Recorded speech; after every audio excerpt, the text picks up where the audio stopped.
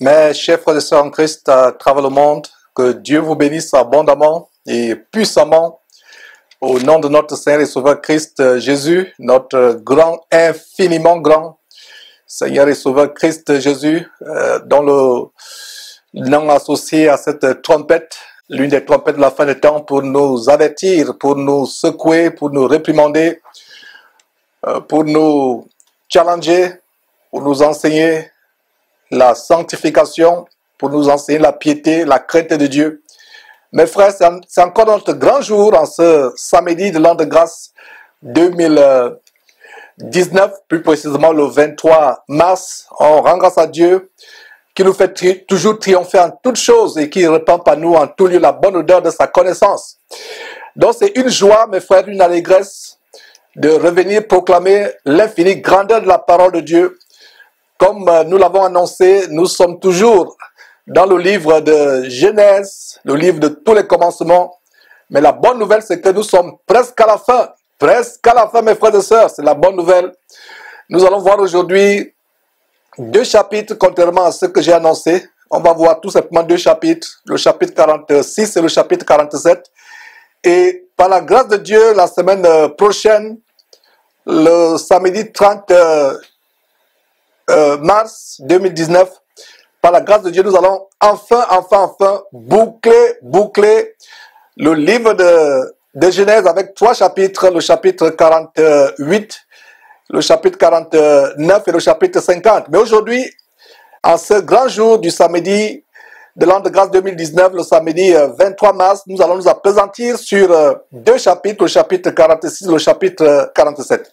Alors mes frères, nous allons commencer, et pour les amoureux de la parole de Dieu qui sont de manière inlassable à ces banquets, je vous souhaite par anticipation bon appétit sur la base de Matthieu chapitre 4 verset 4 qui dit « L'homme ne vivra pas de pain seulement, mais l'homme devra vivre de toute parole qui sort de la bouche de Dieu. » Donc nous avons la manne du ciel, nous avons la nourriture du ciel que Dieu nous donne à travers cette parole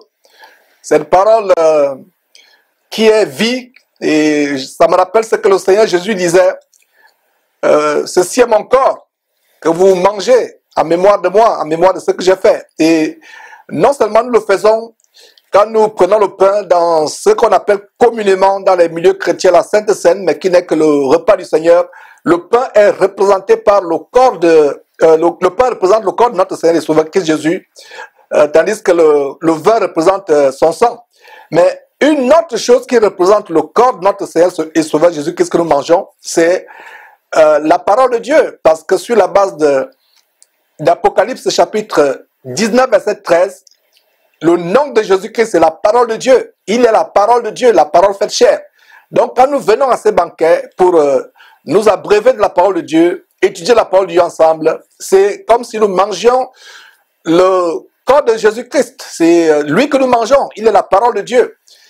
Et donc voilà les choses que je voulais préciser à ceux qui sont amoureux de ces partages bibliques. Beaucoup de gens viennent malheureusement sur Jésus-Christ TV pour les scoops.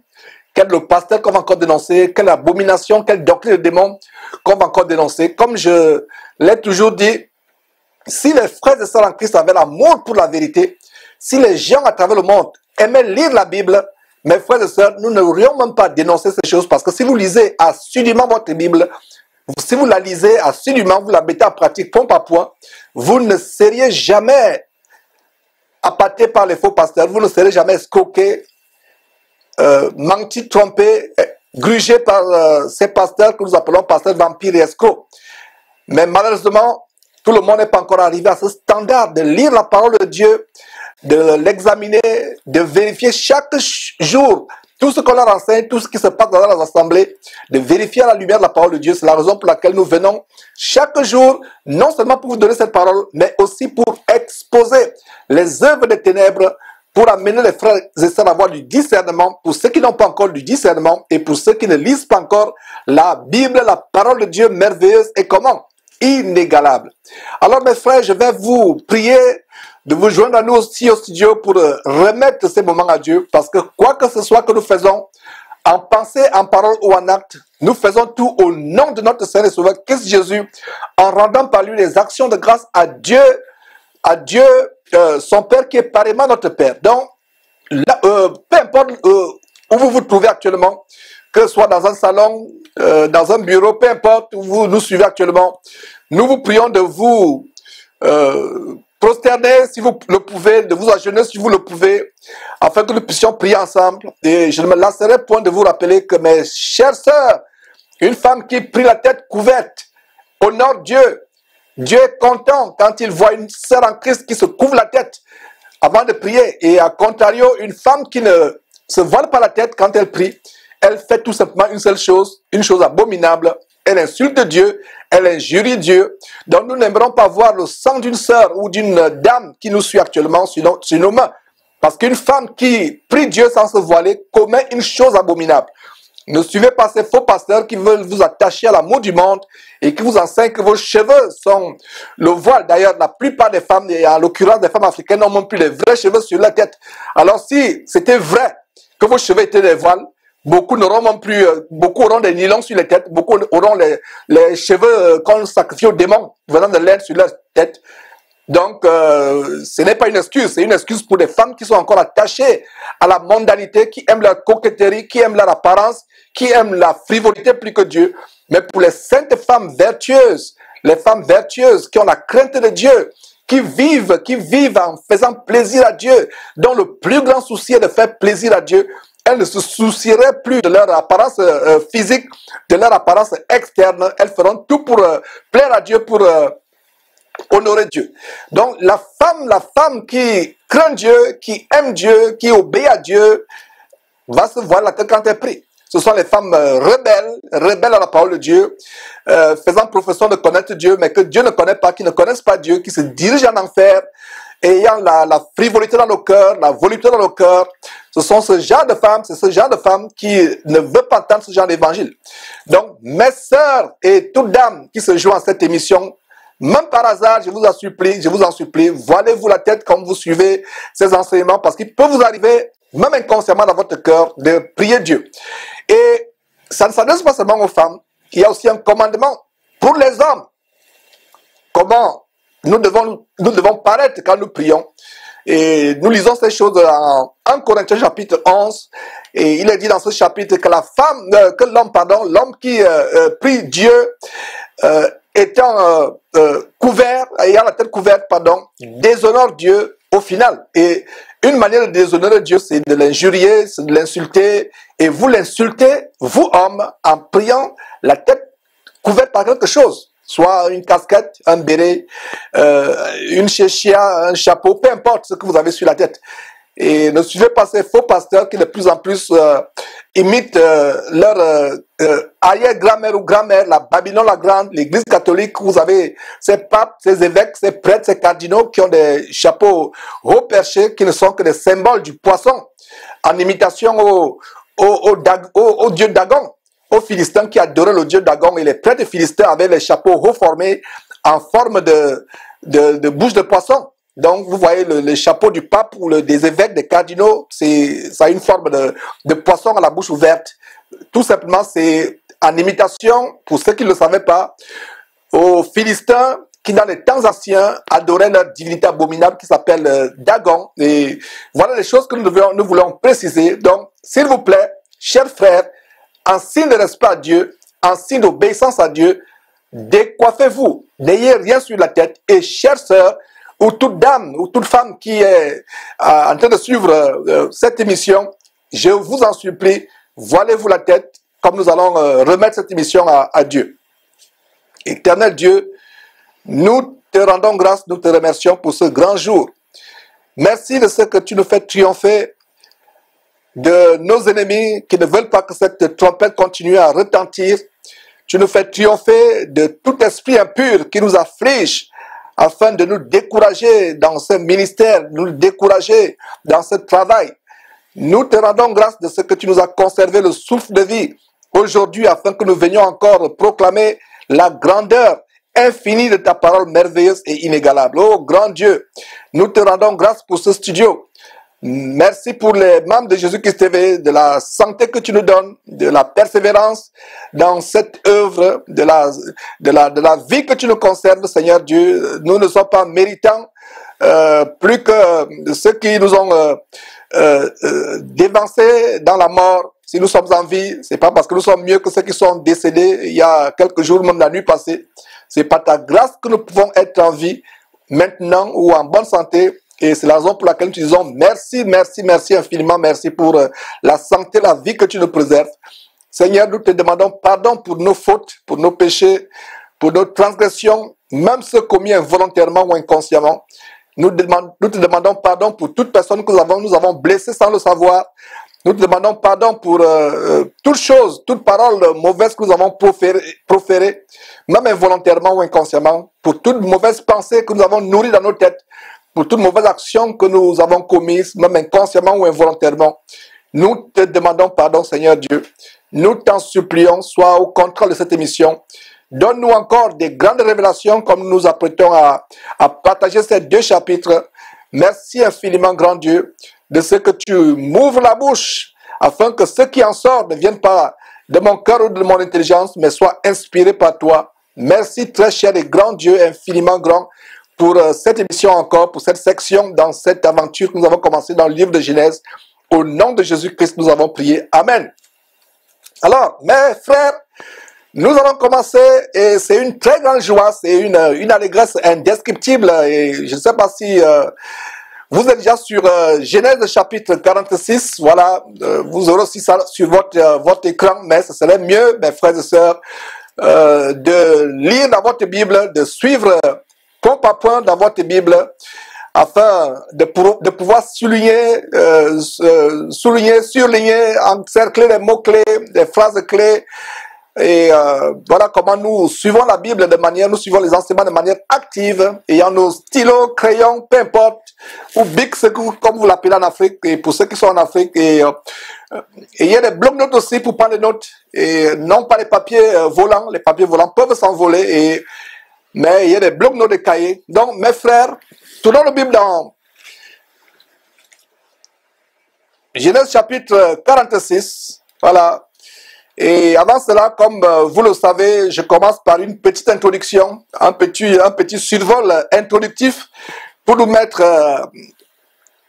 dans la page de l'enseignement d'aujourd'hui. Et pour ceux qui sont fidèles à suivre cette section, c'est une occasion pour nous de revenir sur quelques détails. Et nous avons terminé la section du samedi passé, il y a une semaine, le samedi 16 mars 2019, nous avons terminé dans cette section du samedi passé avec le chapitre 45 où nous voyons comment Joseph s'était fait connaître à ses frères et comment Pharaon avait invité toute sa famille, la famille de Joseph, à venir résider en Égypte afin de venir bénéficier de ce qu'il y avait de meilleur dans le pays. Et un point particulier que nous avons exposé, bien-aimés frères et sœurs en Christ, c'est que Joseph conseilla à ses frères de ne pas se quereller en chemin. Et il savait sans doute la tendance de ses frères à se chamailler. Et rappelez-vous d'ailleurs au chapitre 42, au verset 22, comment Ruben, l'aîné, reprochait à ses frères en présence de Joseph. Il ne savait pas qui était Joseph, mais il reprochait ses frères en présence de Joseph en disant « Ne vous disais-je pas, ne commettez pas un crime envers cet enfant, mais vous n'avez point écouté et voici son sang est redemandé. » Donc, Joseph était conscient que ses frères pouvaient avoir avait cette tendance de se chamailler. Joseph redoutait que ses frères se chamaillent en cours de route, là où ils allaient... sur le chemin où ils allaient chercher leur frère, leur père et tous les autres membres de la grande famille de Joseph. Donc, Joseph ne voulait pas qu'ils se chamaillent en cours de chemin en se jetant les blâmes, en se remettant les blâmes les uns aux autres de ce qui était arrivé à Joseph. Donc, imaginez-vous retournant dire à leur père que Joseph est vivant en Égypte. Imaginez-vous Jacob en train de dire, mais vous m'avez dit pourtant que son vêtement avait été déchiré parce qu'il avait été développé par un fauve. Vous m'avez pourtant apporté son vêtement imbibé de sang. Alors, qu'est-ce que vous me racontez? Et donc voilà certainement les frères qui sont amenés à confesser leur péché à leur père, un péché de plus de 20 ans auparavant. Ainsi, sur le chemin de retour, on imagine chacun se préparant pour éviter le blâme de ce qui était arrivé à Joseph. Donc voilà pourquoi, avec sagesse, Joseph les conseille de ne pas se quereller en chemin. Et nous avons aussi vu une application spirituelle de ce conseil. On a vu comment ce conseil a une application spirituelle pour nous chrétiens qui sommes parvenus en ces temps de la fin, dans ce long chemin vers le royaume de Dieu sur lequel vous et moi nous voyageons ici sur terre. Et comment ça s'applique aujourd'hui? Joseph qui dit à ses frères de ne pas se quereller en chemin, cela me rappelle ce que le Saint-Esprit nous dit à nous chrétiens, autant que cela dépend de nous, ne soyons pas en guerre avec qui que ce soit, autant que cela dépend de nous, soyons en paix avec tout le monde. Que ce soit les frères et sœurs dans la foi, dans le corps de Christ, que ce soit les frères et sœurs dans le corps de Christ, que ce soit les incroyants hors du corps de Christ. Et nous devons éviter de nous quereller les uns envers les autres, que ce soit les querelles entre frères. C'est une honte pour les frères et sœurs en Christ d'avoir encore des querelles. Dans les églises où il y a des médisances, des querelles, des soupçons, c'est une honte, c'est une très grande honte. Donc nous devons éviter de nous quereller, soit avec les frères et sœurs en Christ, soit avec ceux du dehors, c'est-à-dire les non-chrétiens, les non-croyants. Et comme je vous le disais, pour qu'il y ait querelle, il faut au moins combien de personnes? 2 personnes pour qu'il y ait querelle. Donc dès que quelqu'un te provoque, mon frère, ma soeur, et tu refuses de te quereller, c'est la fin de la querelle. C'est la fin de la querelle, il n'y a plus de querelle, il n'y a plus de querelle. Donc pour qu'il y ait querelle, il faut au moins 2 personnes. Donc si tu fuis la querelle prend fin.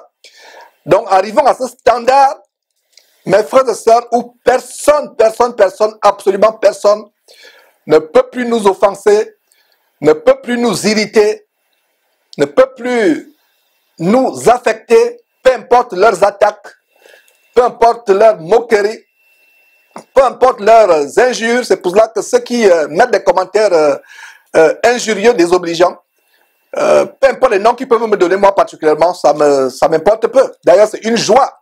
Le Seigneur Jésus a dit, soyez heureux quand on vous outragera, quand on dira toutes sortes de mal à cause du service que vous faites pour moi.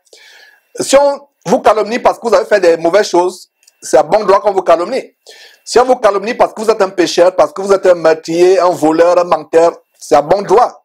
Mais si on vous calomnie parce que vous êtes juste, parce que vous voulez faire la volonté de Dieu, parce que vous voulez dénoncer les œuvres des ténèbres, détruire les œuvres des ténèbres, comme Jésus nous a recommandé de le faire. Jésus-Christ TV, vous connaîtrez la vérité et la vérité vous affranchira. L'une des choses qui vont fermer la porte du royaume de Dieu, c'est les querelles. La paix est importante. Si les gens ne veulent pas être en paix avec nous, c'est pas notre problème, on a fait notre part. Mais recherchons la paix envers tout le monde, principalement envers les frères et sœurs en Christ. Donc arrivons au standard où rien, absolument rien ne peut nous irriter, ne peut nous affliger. Même si les gens font des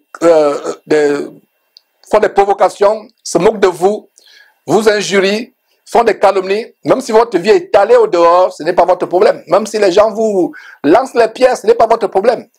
Nous devons arriver au point où rien, absolument rien nous afflige, rien, absolument rien ne nous décourage. Et les gens du monde ont une sagesse quand ils disent le chien aboie, la caravane passe. Voilà comment doit être le chrétien.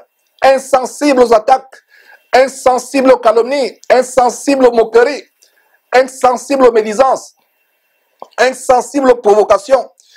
Nous devons toujours être joyeux, peu importe les attaques des ennemis, les moqueries des faux frères, les insultes. Nous sommes à 37. 37. Et c'est pour ceux qui ne savent pas ce que c'est 37.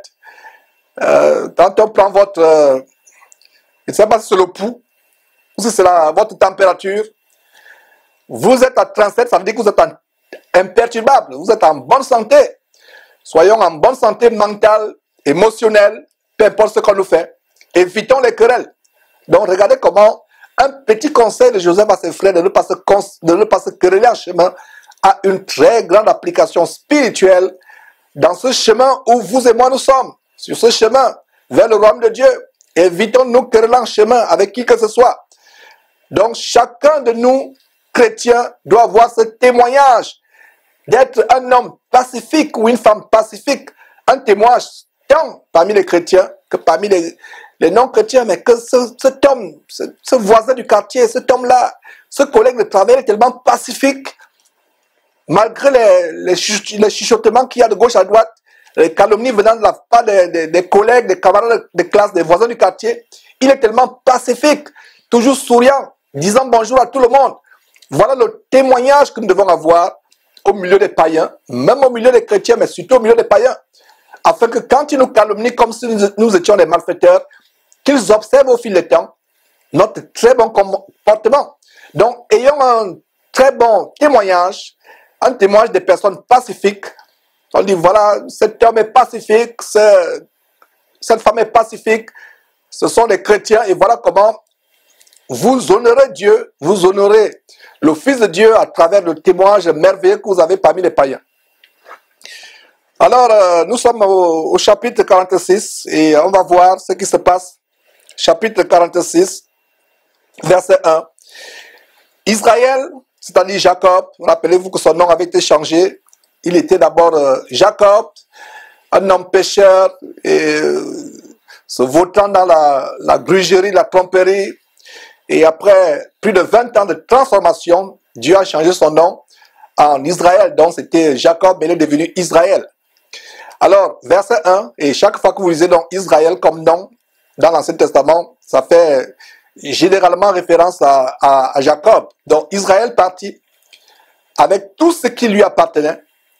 Il arriva à Beersheba et il offrit des sacrifices au Dieu de son père Isaac. Voilà mes frères, restons sur ce verset. Il offrit des sacrifices à qui? À son père Isaac. Et Jacob ne perd au Dieu de son père Isaac, excusez-moi, il offrit les sacrifices au Dieu de son père Isaac. Et il y a une chose tellement intéressante ici, tellement intéressante. Jacob ne perd pas la tête avec ce qui lui arrive. Il n'est pas surexcité, il n'est pas euphorique avec la prospérité, l'honneur et la gloire qu'il attend en Égypte à cause de son fils qui est presque le roi d'Égypte. Il n'oublie pas Dieu parce que son fils est devenu la personne la plus importante du monde. Il garde un profil bas. Et avant de voyager, il remercie Dieu en lui offrant des actions de grâce. Et j'ouvre une parenthèse, comment offrons-nous des actions de grâce aujourd'hui? Il y a une sœur qui m'avait écrit, qui me dit, mais Georges, il y a une réunion d'action de grâce pour le lancement de Jésus-Christ TV sur satellite en Afrique à la télévision. Et cette réunion d'action de grâce, en quoi consiste-t-elle, frère Georges? Devrions-nous apporter des enveloppes d'argent? J'ai souri et j'ai compris que cette femme est influencée par les faux pasteurs qui vous enseignent que les actions de grâce, c'est des enveloppes. Action de grâce signifie, vous vous prosternez, vous vous mettez à genoux, vous dites merci Seigneur pour la délivrance. Voilà les actions de grâce. Si un pasteur vous dit d'apporter des enveloppes pour faire les actions de grâce, c'est un abominable dimorphe, faux pasteur, fuyez-le comme la peste, fuyez-le plus que la mort. Donc, action de grâce ou sacrifice d'action de grâce, c'est dire tout simplement merci Dieu pour la délivrance, merci Dieu pour ce que tu me fais, moi et ma famille, et les frères en Christ de l'église où j'appartiens, donc tu remercies Dieu. Alors, qu'est-ce que nous voyons ici, mes frères et sœurs? Nous voyons comment Jacob, Israël, ne perd pas la tête. Il garde un profil bas. J'imagine beaucoup de chrétiens à la place de Jacob auraient même oublié de dire merci à Dieu. Il prend un temps d'offrir les sacrifices à Dieu, au Dieu de son père Isaac. Voilà quelque chose que nous devons imiter. Une bonne nouvelle arrive, une promotion au travail, la réussite en concours, un examen, la première chose, mettez votre face sur terre et dites merci Seigneur, rendez grâce à Dieu. Ne vous précipitez pas à commencer à avoir des projets, à commencer à réfléchir comment vous allez lancer les projets de votre future maison, les voitures que vous pourrez avoir, etc. Première chose, quand quelque chose de bien vous arrive, rendez grâce à Dieu. Et que cela ne vous fasse pas perdre votre profil qui était bas, votre humilité, votre modestie. Malgré les grandes choses qui nous arrivent dans la vie, les choses sur le plan matériel, une promotion sociale, une promotion sur le plan professionnel, des biens que vous avez peut-être acquis ou un héritage ou un don qu'on vous a fait, cela ne doit pas nous amener à perdre notre humilité, notre modestie. Et bien des fois, ça peut être un test. Dieu peut déverser sur vous ses bienfaits tels qu'une abondance, une augmentation de salaire, une promotion. Vous trouvez un travail après des années de chômage. Ça peut être un test pour Dieu de voir si vous n'allez pas l'oublier. Voilà une leçon que nous avons. Encore sur Jacob. C'est vrai qu'on avait fini avec Jacob, on avait commencé avec les conseils et les leçons que nous pouvons tirer de la vie de Joseph. Mais vous voyez comment Jacob revient encore. Vous voyez les exemples que nous devons tirer dans notre marche chrétienne. Vous voyez, c'est tellement grand. Regardez comment un petit verset, le verset 1, est un grand enseignement pour nous, comment Jacob ne perd pas la tête. Mon fils est devenu grand. Mon fils est devenu le numéro 1 presque de l'Égypte. Il commence à faire des projets. Non, il a le profil bas. Il garde sa modestie. Il demeure humble. Et la première chose, c'est quoi? C'est d'offrir des sacrifices à Dieu, c'est-à-dire dire merci. La toute première chose, un bienfait vous arrive. La première chose qui me vient à l'idée, c'est de dire merci. Merci Seigneur Dieu. Merci Seigneur Dieu au nom de Jésus-Christ. Alors le verset 2 dit ceci. Dieu parla à Israël dans une vision pendant la nuit et dit Jacob, Jacob. Israël répondit me voici. Vous rappelez-vous, comme on a vu dans une section précédente, que quand Dieu appelle quelqu'un pour son nom, pas son nom 2 fois, c'est que c'est tellement important. Donc, ce verset 2 de Genèse chapitre 46 est l'un des 7 passages de la Bible où son fils Jésus-Christ appelle quelqu'un par son nom 2 fois. Comme Abraham, Abraham, Samuel, Samuel, Marthe, Marthe. Donc, quand Dieu vous appelle par votre nom 2 fois, c'est que cela est infiniment important, très important. C'est quelque chose d'extraordinaire qui va se passer. Et voilà donc comment Dieu parle à Israël. Ce n'est pas surprenant que Dieu puisse parler à Israël. Ouais, quelqu'un dont le fils est devenu le numéro 1 du pays le plus puissant du monde à l'époque. N'oublie pas Dieu. Première chose, il dit merci à Dieu. Donc quand tu honores Dieu, malgré ta grandeur terrestre, malgré tes promotions terrestres, malgré tes richesses, tes honneurs dans ce monde, Dieu ne t'oublie pas. Dieu t'honore aussi. Il se révèle à toi et il te parle comme à un ami. Et c'est le cas avec Jacob. Imaginez un seul instant que Jacob avait perdu la tête. Mon fils bien-aimé Joseph est le numéro 1 de l'Égypte. Il perd la tête. Dieu ne lui aurait pas parlé. Quelle très grande leçon pour nous chrétiens. Beaucoup de chrétiens disent, mais Dieu ne se manifeste plus à moi. J'ai l'impression que je ne sens plus Dieu dans ma vie. J'ai l'impression que je suis vide dans ma vie. C'est peut-être parce qu'au fond de votre cœur, Dieu n'a plus la première place. Quelque chose a ravi la première place à Dieu dans votre cœur. Regardez comment Joseph a gardé Dieu en premier dans son cœur. Et c'est de l'abondance du cœur que la bouche parle. Si vous n'arrivez plus à dire merci à Dieu au moins de petites choses, ça veut dire que Dieu n'a même plus la place dans votre cœur. Voilà. Vous vous plaignez, Dieu ne me parle plus. Je n'ai plus de révélations comme j'avais auparavant. Je ne sens plus Dieu comme je sentais Dieu auparavant. Peut-être quelque chose est arrivé qui est contraire à ce que ce que Jacob manifeste. Jacob a gardé Dieu imprimé dans son cœur et dans sa vie. Est-ce que mon frère, malgré ton zèle apparent, malgré tes prières apparentes, est-ce que Dieu est toujours premier dans ta vie? Donc quand tu honores Dieu, malgré ta grandeur sur cette terre, malgré tes richesses, malgré tes promotions, quand tu honores Dieu, Dieu va t'honorer. Dieu va t'honorer malgré, quand tu l'honores malgré tes richesses. Et beaucoup de chrétiens dans ce monde sont tellement préoccupés par les choses de ce monde, leur carrière, leurs affaires, leur famille, leur profession, qu'ils oublient Dieu. Et comme ils oublient Dieu, Dieu aussi les oublie. Dieu les oublie aussi. Et ils ne manifestent plus la présence de Dieu. Dieu ne se manifeste plus à eux. Dieu ne se révèle plus à eux. Ils lisent la parole de Dieu, la Bible devient ennuyante. Ils n'ont même plus les révélations scripturaires, Ils ne comprennent plus les choses de la parole de Dieu. Donc si tu n'as pas le temps pour Dieu, Dieu n'aura pas le temps pour toi. Regardez ce grand verset, mes frères et sœurs, ce très grand verset. Comment dans la nuit, verset 2, Genèse chapitre 46, verset 2, Dieu parla à Israël dans une vision, la nuit, et il dit, Jacob, Jacob. Israël répondit, me voici. Verset 3, et Dieu dit, je suis le Dieu de ton père. Ne crains point de descendre en Égypte, car là je te ferai devenir une grande nation. Verset 4, moi-même je descendrai avec toi en Égypte, et moi-même je t'en ferai remonter, et Joseph te fermera les yeux. Mes frères et sœurs, quelque chose de très intéressant à noter ici, dans ce verset, examinons ce verset ensemble, scrutons ce verset, disséquons-le, mes frères et sœurs, analysons-le ensemble. Le verset 3 et le verset 4. Quelque chose de très intéressant à noter très attentivement,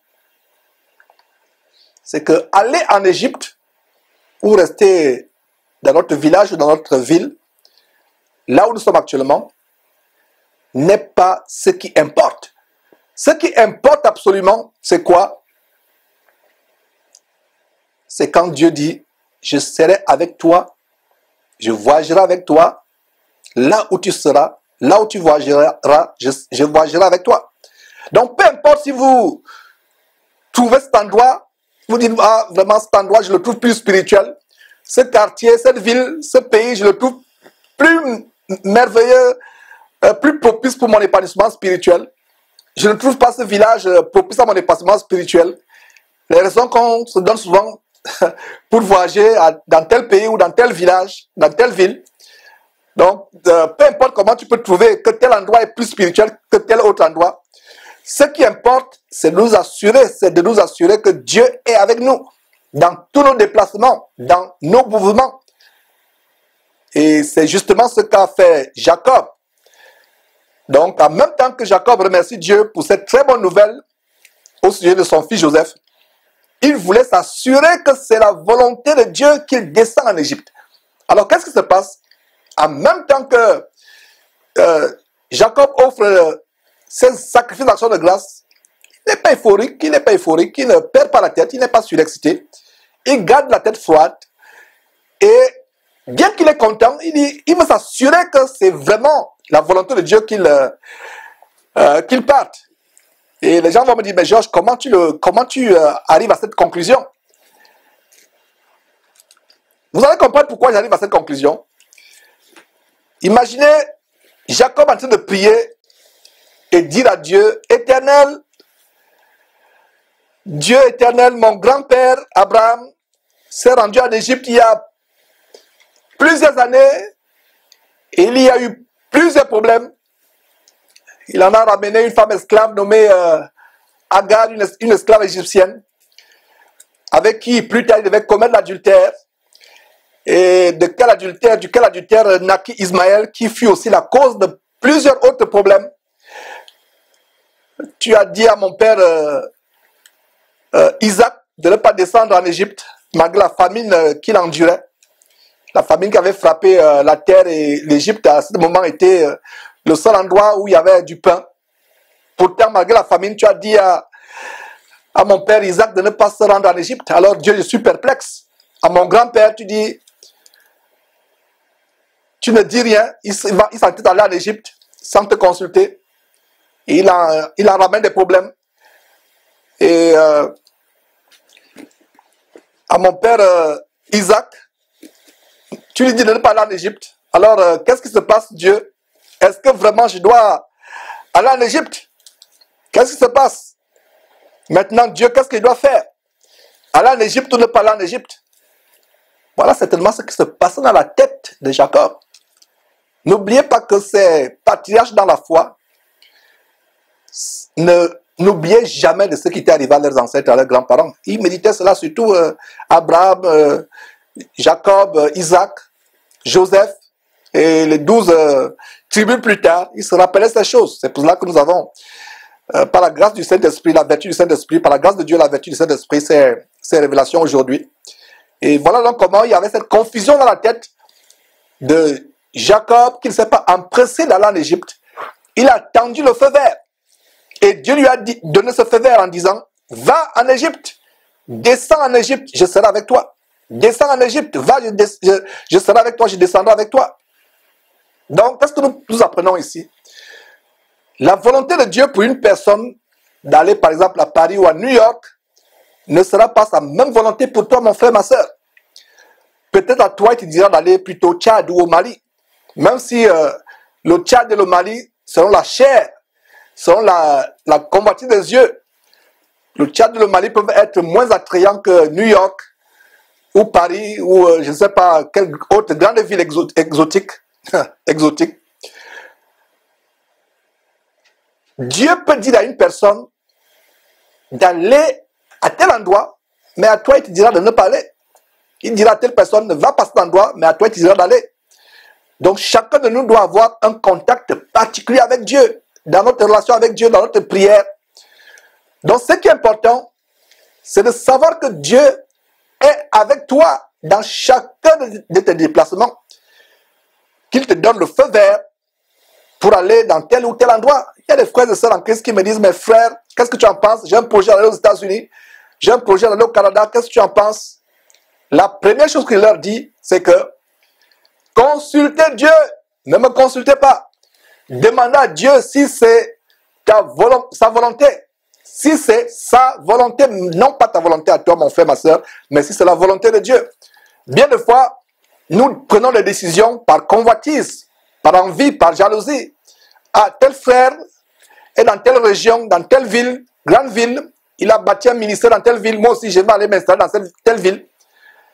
Il y a des frères qui disent, ah, j'ai envie d'aller servir Dieu, par exemple aux États-Unis. Alors qu'au quartier où tu es, tu n'as pas encore prêché la parole de Dieu à ton voisin, même à 2 ou 3 personnes. Mais tu as déjà les rêves d'aller aux États-Unis, commencer un ministère. Et il faut nous examiner, nous-mêmes, pour savoir quels sont nos motifs. J'ai envie d'aller dans telle ou telle ville. Il faut d'abord demander la volonté de Dieu et s'examiner nous-mêmes. Demander à notre conscience, oh, toi ma conscience, quel est le motif véritable? Est-ce la convoitise? Est-ce l'amour du monde? Est-ce par envie ou par jalousie? Et bien des fois, en nous examinant, nous n'aurons même pas demandé à Dieu si c'est sa volonté. Notre conscience à nous-mêmes va nous dire que là, c'est par envie que tu le fais. C'est parce que tu as vu tel autre le faire que tu vas le faire. Tu ne sais pas comment tel autre frère se retrouve aux États-Unis. Tu ne sais pas comment ça a commencé. Tu ne sais pas quelle est la relation qu'il avait avec Dieu à ce moment-là. N'en vis pas, mon frère. N'imite pas. Ayons chacun une relation particulière. Tu peux rester au Mali, tu peux rester au fond du Cameroun et avoir un impact très grand sur dans le corps de Christ par rapport au ministère que tu auras. Et si tu t'entends par exemple à venir aux États-Unis, tu vas même perdre ta foi, perdre ton âme et tu vas en faire plus tard. Ce n'est pas mauvais d'aller aux États-Unis commencer un ministère. Ne me comprenez pas mal. Mais je vais nous amener à associer Dieu dans toute décision que nous prenons. À supposer même que ce n'est pas pour commencer un ministère. Vous vous dites, le travail est tellement difficile au Gabon ou au Cameroun, je vais aller au Canada. Il semble qu'en Nouvelle-Zélande, il y a plus d'opportunités, ou en Australie. Est-ce que tu associes Dieu? Dieu nous a promis qu'il nous fera vivre même au milieu où il y a la famine. Dieu a promis que si 10 000 tombent à ta droite, que ce soit par la famine ou par l'épée, que 10 000 tombent à ta gauche, que ce soit par la famine ou par l'épée, tu ne seras pas atteint. Dieu a une relation particulière avec chacun de nous. Bien de fois, nous faisons les choses par les émotions, par la convoitise des yeux, par la chair, par le mimétisme. Ce que j'entends par mimétisme, c'est que nous voulons imiter les autres. Évitons de faire des choses comme cela, mes frères et sœurs. Consultons Dieu dans tout ce que nous faisons. Voilà l'exemple de Joseph qui apprend que son fils est presque le numéro 1 de l'Égypte, l'homme le plus important dans le monde, parce que c'est par lui que venait la décision de vendre le blé ou de bloquer la vente du blé. Un homme tellement influent. Jacob, son père, ne s'empresse pas de dire « Ah, je vais m'en aller ». Il offre le sacrifice de grâce à Dieu. Et pendant le sacrifice de grâce à Dieu, il veut s'assurer que c'est la volonté de Dieu. Et justement, la nuit qui suit, pendant la nuit qui vient après, Dieu lui parle. Et Dieu confirme. Pourtant, à son père Isaac, Dieu avait dit non, malgré la famine, tu ne vas pas en Égypte. Et Isaac avait obéi, tu ne bouges pas. Et voilà que lui-même, Jacob, le fils d'Isaac, est confronté à la famine. Au père Isaac, Dieu dit ne va pas en Égypte, malgré la famine. Et au fils, Jacob, dit va en Égypte. Les deux ont expérimenté la même famine. Est-ce que vous comprenez? Est-ce que vous tirez une leçon de ce qu'on est en train de partager? J'espère que le message est en train de passer. La volonté de Dieu pour tel ou tel frère ne sera jamais la volonté de Dieu pour toi. Donc ne prenons pas nos exemples sur tel a fait ceci, tel a commencé une affaire, et l'affaire a réussi dans telle ville, moi aussi je vais aller commencer l'affaire. As-tu consulté Dieu? Bien de fois nous lançons dans des choses. Tel fait le commerce est florissant. Moi aussi je vais commencer le commerce. Est-ce que c'est la volonté de Dieu que tu commences le commerce? Peut-être ça peut être la volonté de Dieu pour toi de commencer l'agriculture, par exemple. Vous voyez, faisons tellement attention. Et bien de fois, nous avons perdu, je dis bien nous avons perdu cette habitude de consulter Dieu dans ce que nous faisons. Nous avons perdu cette habitude de consulter Dieu dans les moindres choses. Tu veux commencer même une formation, dis Seigneur, est-ce que c'est ta volonté? Tu pries, Dieu ne te répond pas. Demande des signes à Dieu. Et des signes difficiles, pas des signes faciles. Il faut demander des signes difficiles. Ne demandez pas à Dieu un signe que si c'est ta volonté qu'il pleuve demain. Quel est le pourcentage qu'il puisse pleuvoir demain? Hein? Demandez des signes terribles à Dieu. Un signe, des signes difficiles, excusez-moi, des signes difficiles. Un signe difficile, par exemple, serait, je prends un exemple, je ne vous dis pas de demander le même signe, mais des signes difficiles. Allez sur la section où nous étudions comment Abraham a envoyé son serviteur chercher une femme à son fils Isaac. Comment le serviteur a demandé des signes difficiles et les signes se déroulaient devant ses yeux. Il a compris que Dieu répondait favorablement à sa prière. Imaginez que vous êtes en plein été, en plein été au nord du Cameroun où il y a presque la sécheresse. Vous demandez à Dieu, Seigneur, si c'est ta volonté, qu'il y ait la neige en plein midi au Cameroun.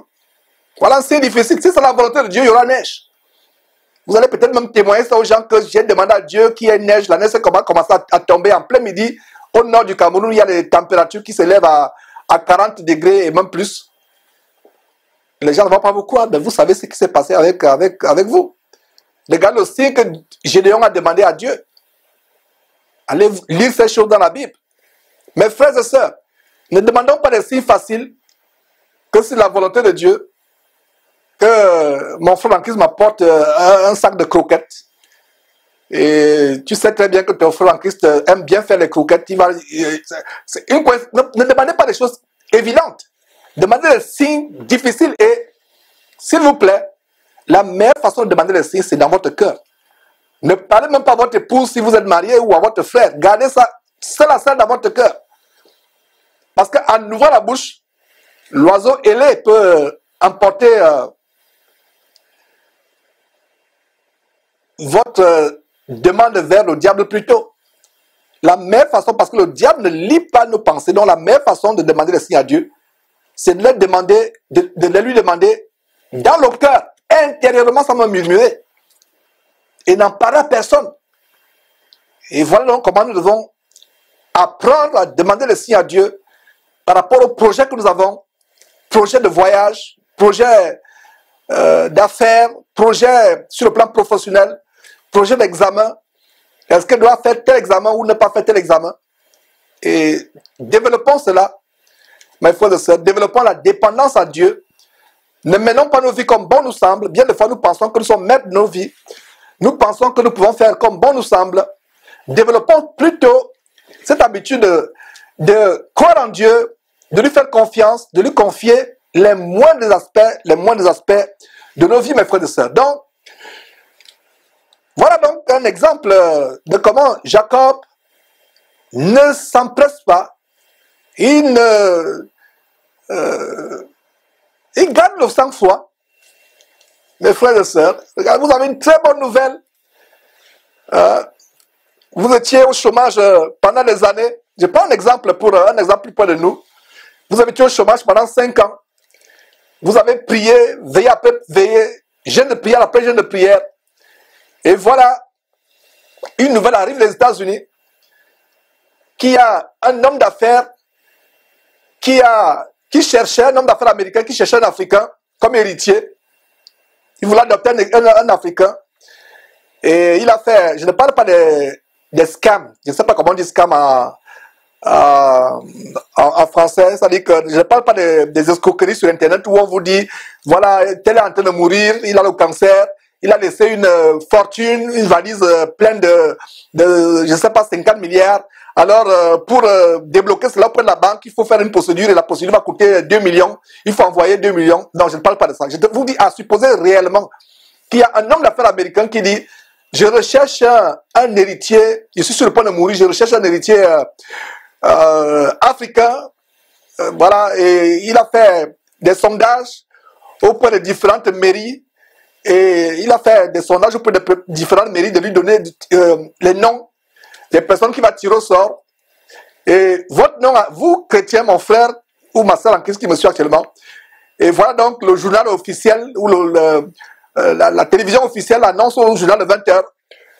Il y a un homme d'affaires qui a fait une recherche auprès des mairies pour trouver un Africain qui peut adopter. Alors, vous apprenez, le journaliste en train de lire votre nom. Et vous suivez cela, vous sautez, vous dites, est-ce que je suis en train de rêver? Vous vous renseignez après, vous vous rendez compte qu'effectivement c'est vrai. Je suis sûr que sur 100 chrétiens qui me suivent actuellement,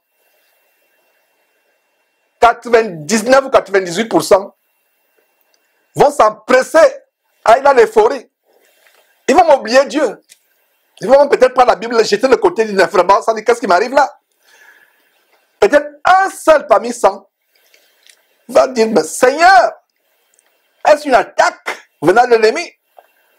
Je suis dans la disette totale, dans la galère comme on dit dans le monde.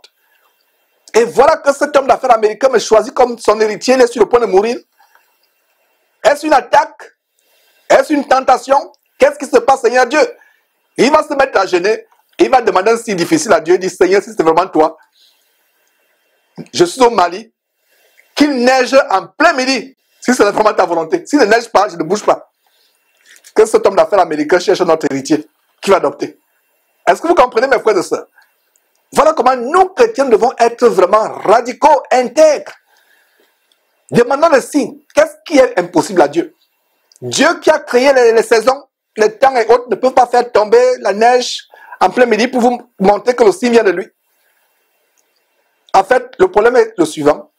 Il y a eu tellement d'incroyances, de manque de foi qui s'est infiltré dans notre cœur que nous ne pensons pas que nous pouvons demander le signe à Dieu et il s'accomplit si c'est la volonté de Dieu. Vous demandez un signe à Dieu. Ne nous empressons pas. Ne nous empressons pas. Faisons confiance en Dieu. Une bonne nouvelle arrive. Demandez à Dieu, est-ce que c'est ta volonté? Seigneur, que j'aille dans ce pays. Il y a des opportunités d'affaires. les opportunités sur le plan académique. Je peux avoir une bourse gratuite pour faire la formation en médecine, être médecin ou être ingénieur gratuitement et avoir un bon boulot dans ce pays. Mais est-ce ta volonté que j'y sois? Ouais. Comment une petite attitude de Jacob peut être l'objet d'un grand enseignement, d'une grande exhortation. Donc, ne nous précipitons pas. Soyons patients. Le diable peut nous piéger. Plus vous grandissez avec Dieu dans la foi, plus les attaques seront tellement grandes. Et les tentations que peut-être quelqu'un qui veut connaître que Jésus-Christ il y a 2 mois, 3 mois ou 6 mois ne seront pas les mêmes tentations que j'ai aujourd'hui. Le diable sait comment je dénonce beaucoup de choses.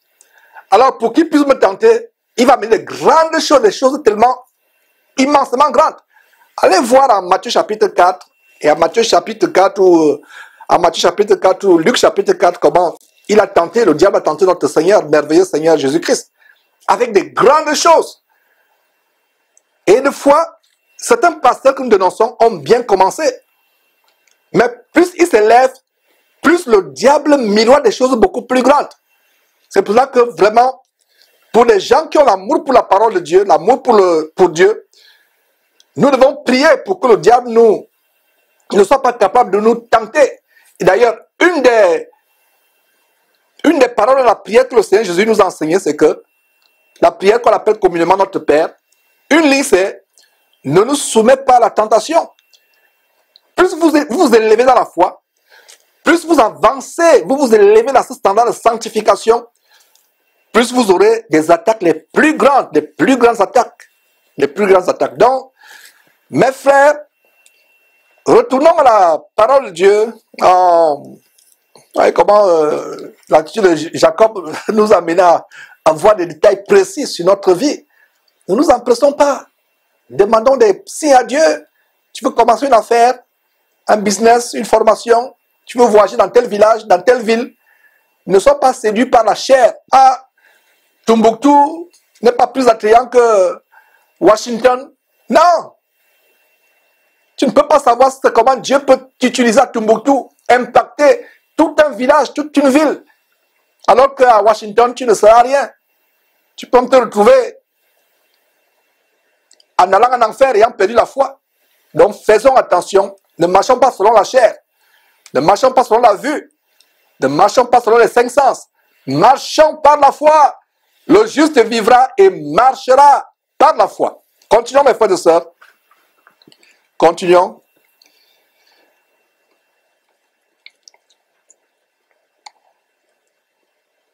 Donc, prenez le temps de consulter Dieu.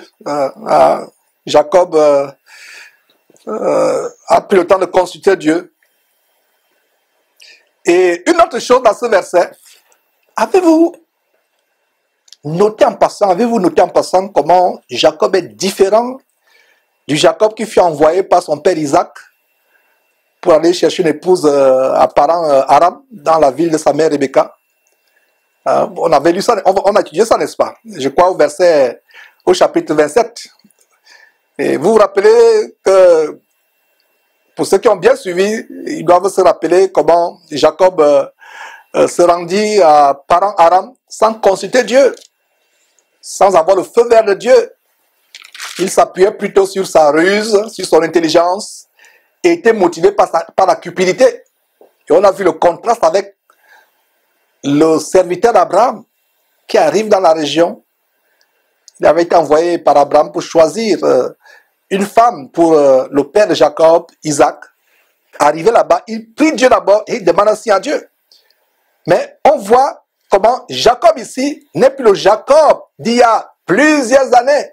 Quand il s'est rendu à Aram avec sa propre ruse, sa propre intelligence, rappelez-vous comment il voulait se casser la colonne vertébrale en voulant épater la jeune fille Rebecca parce qu'elle était belle de figure.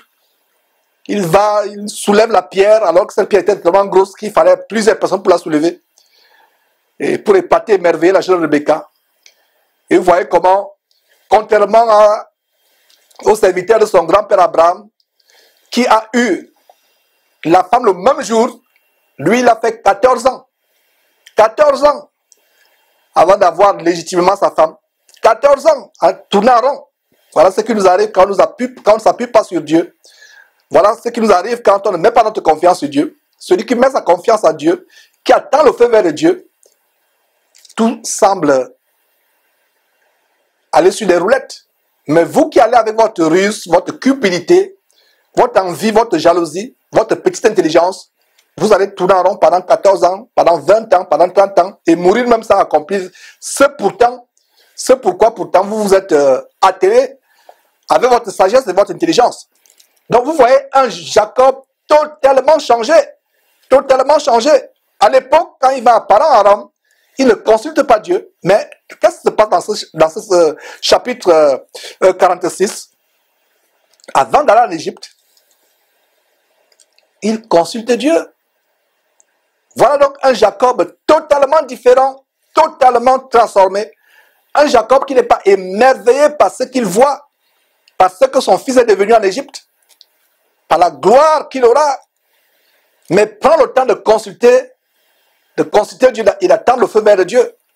Est-ce que vous voyez la différence entre les deux Jacob? Jacob, il y a plusieurs années où il va à Paran-Aram sans consulter Dieu, avec sa propre ruse, sa propre intelligence, sa propre cupidité. Mais Jacob aujourd'hui, qui a une nouvelle beaucoup plus grande, à savoir que son fils est la personnalité la plus importante du monde, mais il dit, je dois mettre un petit frein à mes émotions. Je dois d'abord consulter Dieu. Et voilà comment, au verset 4, Dieu lui dit, moi-même, je descendrai avec toi en Égypte, et moi-même, je t'en ferai remonter, et Joseph te fermera les yeux. En même temps que Dieu donne le feu vert, Dieu règle même tous les détails par des prophéties en disant, non, tu ne séjourneras pas éternellement en Égypte. Tu pourras y mourir, mais tes os vont y remonter. Voilà, verset 5. On va tout simplement lire ce qui suit. Jacob quitta Beersheba, et les fils d'Israël mirent Jacob, leur père, avec leurs enfants et leurs femmes, sur les chars que Pharaon avait envoyés pour les transporter. Ça, il y avait les chars. Tout ça n'a pas impressionné Jacob. Il a d'abord voulu savoir si c'est la volonté de Dieu. Verset 6, ils prirent aussi leurs troupeaux et les biens qu'ils avaient acquis dans le pays de Canaan. Et Jacob se rendit en Égypte avec toute sa famille. Voilà, c'était la volonté de Dieu que lui et toute sa famille se rendent en Égypte. Verset 7, il amena avec lui en Égypte ses fils et les fils de ses fils, ses filles et les filles de ses fils. Voilà. Et toute sa famille. Voilà un autre détail qu'il n'y avait pas seulement Dina comme fille. Verset 8. Voici les noms des fils d'Israël qui vinrent en Égypte, Jacob et ses fils. Premier de Jacob, Ruben. Voici les noms des fils d'Israël qui vinrent en Égypte, Jacob et ses fils. Premier de Jacob, Ruben, verset 9. Fils de Ruben, Enoch, Palu, Ezron et Carmi. Verset 10. Fils de Siméon, Jemuel, Jamin, Ohad, Jakim et Toshar. Et Saul, fils de la Cananéenne. Verset 11. Fils de Lévi, Gershon, Kehat et Merari. Verset 12. Fils de Juda, Onan, Shelah, Pérez et Zarak. Mais et Onan moururent au pays de Canaan. Vous vous rappelez, c'était quel chapitre pour ceux qui sont fidèles? Chapitre 38 de Genèse. Les fils de Pérez furent Ezron et Hamul. Verset 13, fils d'Isaacar, Tola, Puva, Job et Shimron. Verset 14, fils de Zabulon, Séred, Elon et Jalil. Verset 15, ce sont là les fils que Léa enfanta à Jacob à Padan-Aram avec sa fille Dina. Ses fils et ses filles formaient en tout 33 personnes. Verset 16, fils de Gad, Tifjan, Hagi, Huhagai, Shuni, Esbon, Eri, Arodi et Arieli. Fils d'Azer, Jimna, Jishva, Jishvi et Beria, et Sérach, leur sœur, et les fils de Beria, Héber et Malkiel. Ce sont là les fils de Zilpa que Laban avait donné à Léa, sa fille, comme servante entre parenthèses.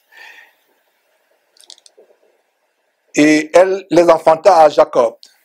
En tout, 16 personnes. Verset 19, fils de Rachel, femme de Jacob. Ah, il y a une précision, femme de Jacob. Jacob avait plus d'amour. C'était sa préférée, sa favorite. Plus d'amour pour Rachel que par rapport à Léa. Donc, fils de Rachel, femme de Jacob, Joseph et Benjamin. Verset 20. Il naquit à Joseph au pays d'Égypte, Manassé et Éphraïm, que lui enfanta Asnath, fille de Potiphéra, prêtre d'On. Verset 21. Verset 21. Fils de Benjamin, Béla, Beker, Ashbel, Gera, Naaman, Ehi, Rosh, Mopin, Hupin et Art. Et voilà le détail, comme je l'expliquais la semaine passée. Benjamin n'était plus un enfant quand il descendit en Égypte, malgré que son père le considérait toujours comme son bébé. C'est parce qu'il avait un grand amour pour lui. Non, il n'était pas un enfant. Il avait environ 35 ans et en comptant ici au verset 21, on voit qu'il avait 10 fils. Donc, verset 22, ce sont là les fils de Rachel qui naquirent à Jacob, en tout 14 personnes.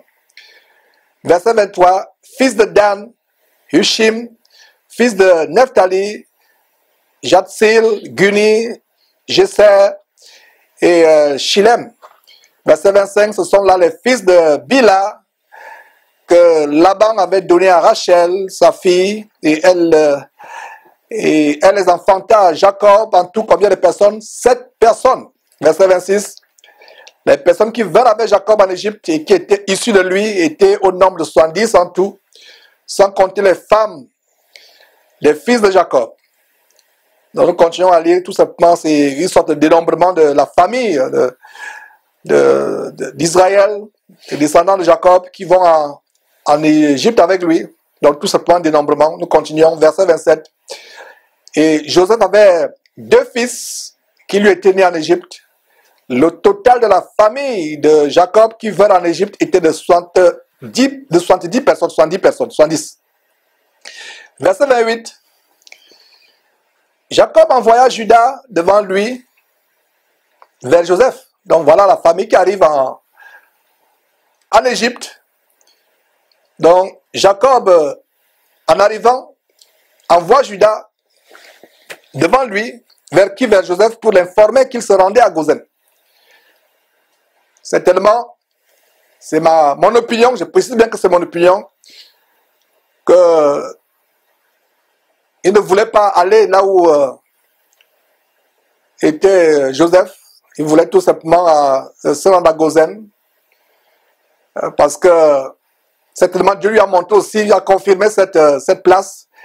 Et c'est d'ailleurs, si vous vous rappelez, la place que Joseph avait voulu qu'ils occupent.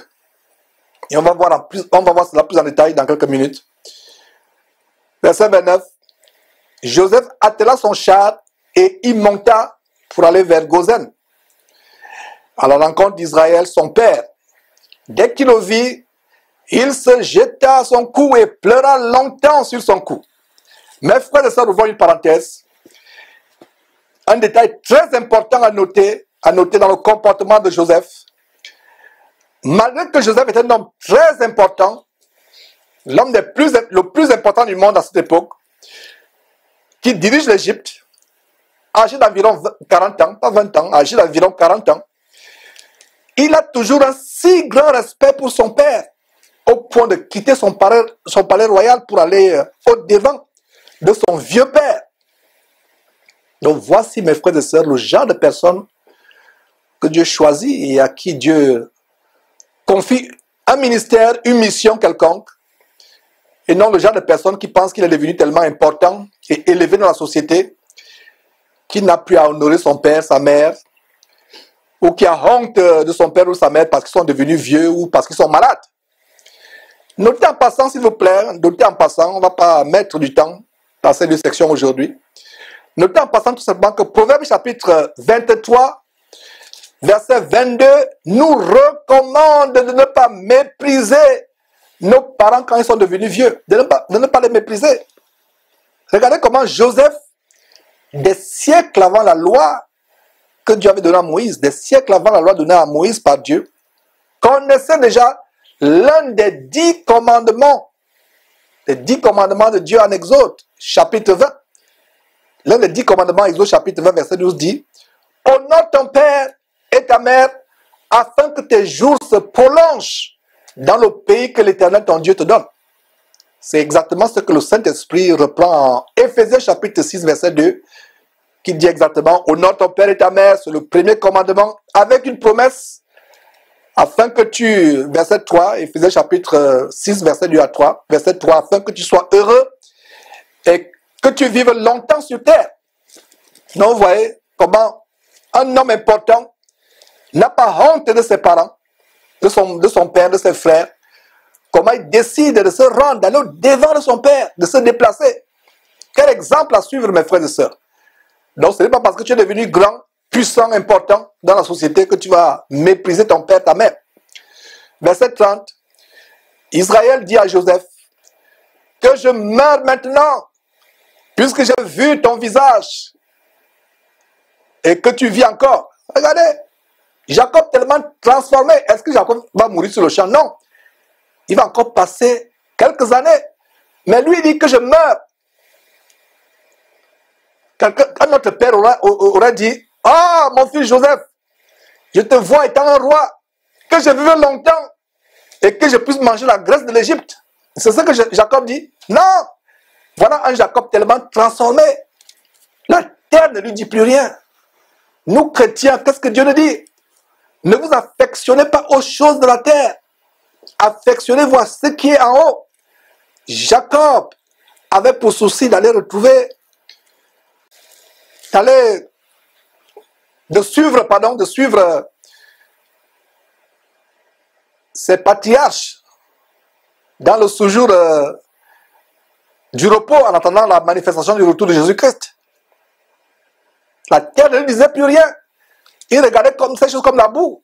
Il dit que je meurs maintenant, puisque j'ai vu ton visage et que tu vis encore. Donc voilà ce qui lui suffisait. Voir Joseph, voir son visage, et il pouvait mourir. Verset 31, Joseph dit à ses frères et à la famille de son père, je vais avertir Pharaon et je lui dirai, mes frères et la famille de mon père qui étaient au pays de Canaan sont arrivés auprès de moi. Vous ne pouvez pas encore comprendre un détail au verset 31. Quand Joseph va avertir Pharaon que ses frères sont là. Mais vous allez comprendre ça dans quelques minutes. Mais soulignez comment Joseph va avertir Pharaon. Je peux déjà vous montrer que Joseph n'avait pas honte de sa famille. Et on va approfondir plus tard, dans quelques minutes. Il n'avait pas honte. Il s'empresse. Il va vers Pharaon. Il dit, je vais avertir Pharaon. Je n'ai pas honte de vous. Je n'ai pas honte de mon vieux père. Je n'ai pas honte de mes frères. Je vais vers Pharaon. Donc il dit, je vais avertir Pharaon et je lui dirai, mes frères et la famille de mon père qui étaient au pays de Canaan sont arrivés auprès de moi. Verset 32.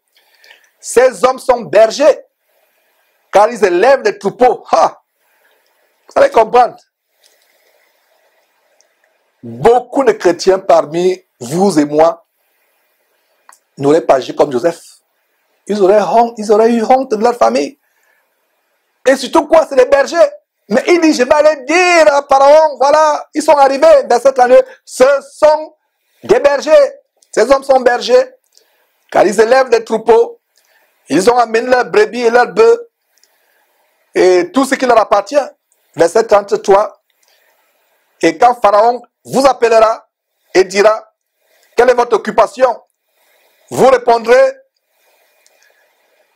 tes serviteurs ont élevé des troupeaux depuis notre jeunesse jusqu'à présent, nous et nos pères. De cette manière, vous habiterez dans le pays de Gozen, car tous les bergers sont l'abomination aux Égyptiens. Vous commencez à comprendre, n'est-ce pas? Tous les bergers sont comment? En abomination aux Égyptiens. Et dans la section précédente, dans une section précédente, on a vu comment les Égyptiens ne pouvaient même pas manger avec les Hébreux. Parce que les Hébreux, à leurs yeux, étaient tellement minables. Ça aurait été se rabaisser que de manger avec les Hébreux. Verset 34. Donc, quelle est votre occupation? Vous ne répondrez pas que nous sommes des architectes, nous sommes des ingénieurs pour essayer un peu de sauver la face à Joseph. Non! Vous dites ce que vous êtes. Les serviteurs ont élevé des troupeaux depuis notre jeunesse jusqu'à présent. Nous et nos pères. Il n'y a rien de grand en nous sur le plan terrestre. Il n'y a rien de élogieux, il n'y a rien de noble. Nous élevons depuis notre jeunesse jusqu'à présent, nous et nos pères, des troupeaux de bœufs, des brebis. De cette manière, vous habiterez dans le pays de Gozen, car tous les bergers sans exception, tous les bergers sans exception sont en abomination aux Égyptiens. Donc voilà le verset qui montre encore comment les Égyptiens méprisaient les bergers. Les Égyptiens étaient cultivés et vivaient dans une société civilisée, sophistiquée, raffinée pour eux. Raffinée. Et à leurs yeux, les bergers étaient des brutes, des personnes incultes, des barbares ou des sauvages. Des gens qui vivent dans les vallées, dans les jungles, et qui puent la bouse de vache. Voilà comment les bergers étaient aux yeux des Égyptiens. Malgré cela, Joseph qui est devenu grand en Égypte, Joseph qui est devenu un Égyptien par adoption, grand en Égypte, n'a pas honte des siens, et il leur recommande de dire quoi? De dire la vérité à Pharaon, à savoir qu'ils sont tous des bergers. Il a dit, dites à Pharaon que vous êtes des bergers, car je ne lui cacherai pas que vous êtes mes frères. Même si les Égyptiens vous méprisent, vous demeurez mes frères. Mes frères sont des bergers. Mes frères ne sont pas des personnes sophistiquées, ne sont pas des personnes civilisées, des personnes raffinées comme vous. Ils sont des sauvageons, des barbares, mais ce sont mes frères. Regardez un détail tellement grand sur Joseph. Voyez-vous, mes frères et sœurs, un détail dans le caractère de Joseph que nous devons imiter. Beaucoup de chrétiens parmi nous aujourd'hui, vous et moi qui sommes rassemblés derrière cette émission aujourd'hui, cet enseignement, beaucoup de chrétiens parmi nous aujourd'hui auraient eu honte de leurs frères s'ils étaient à la place de Joseph. Et les auraient même cachés à Pharaon. Non, allez à Gozen, allez vous cacher là-bas. C'est un secret entre vous et moi. Je risque pas de mon boulot. C'est un secret. Vous aurez tout. Vous aurez à manger. Vous aurez tout. Allez vous cacher. Ne dites à personne qu'on se connaît. Allez seulement, allez. Ne m'apportez pas la poisse. Ne m'apportez pas la honte. Allez. Allez. S'il vous plaît. Vous aurez tout de moi. Vous aurez tout de moi. Allez. Ne m'apportez pas la malchance. Hein? Des chrétiens qui parlent de malchance. Ne m'apportez pas la poisse. Hein? Ne m'apportez pas la malédiction. Je risque de perdre tout. S'il vous plaît. Cachez que je vous connais. Cachez que je vous connais. C'est comme ça que Joseph a agi. Beaucoup de chrétiens aujourd'hui, à la place de Joseph, auraient agi de cette manière. Mais Joseph n'a pas honte des siens. N'a pas honte des siens. Quelle grande humilité que celle de Joseph. Quelle grande modestie, quelle grande simplicité de cœur et d'esprit.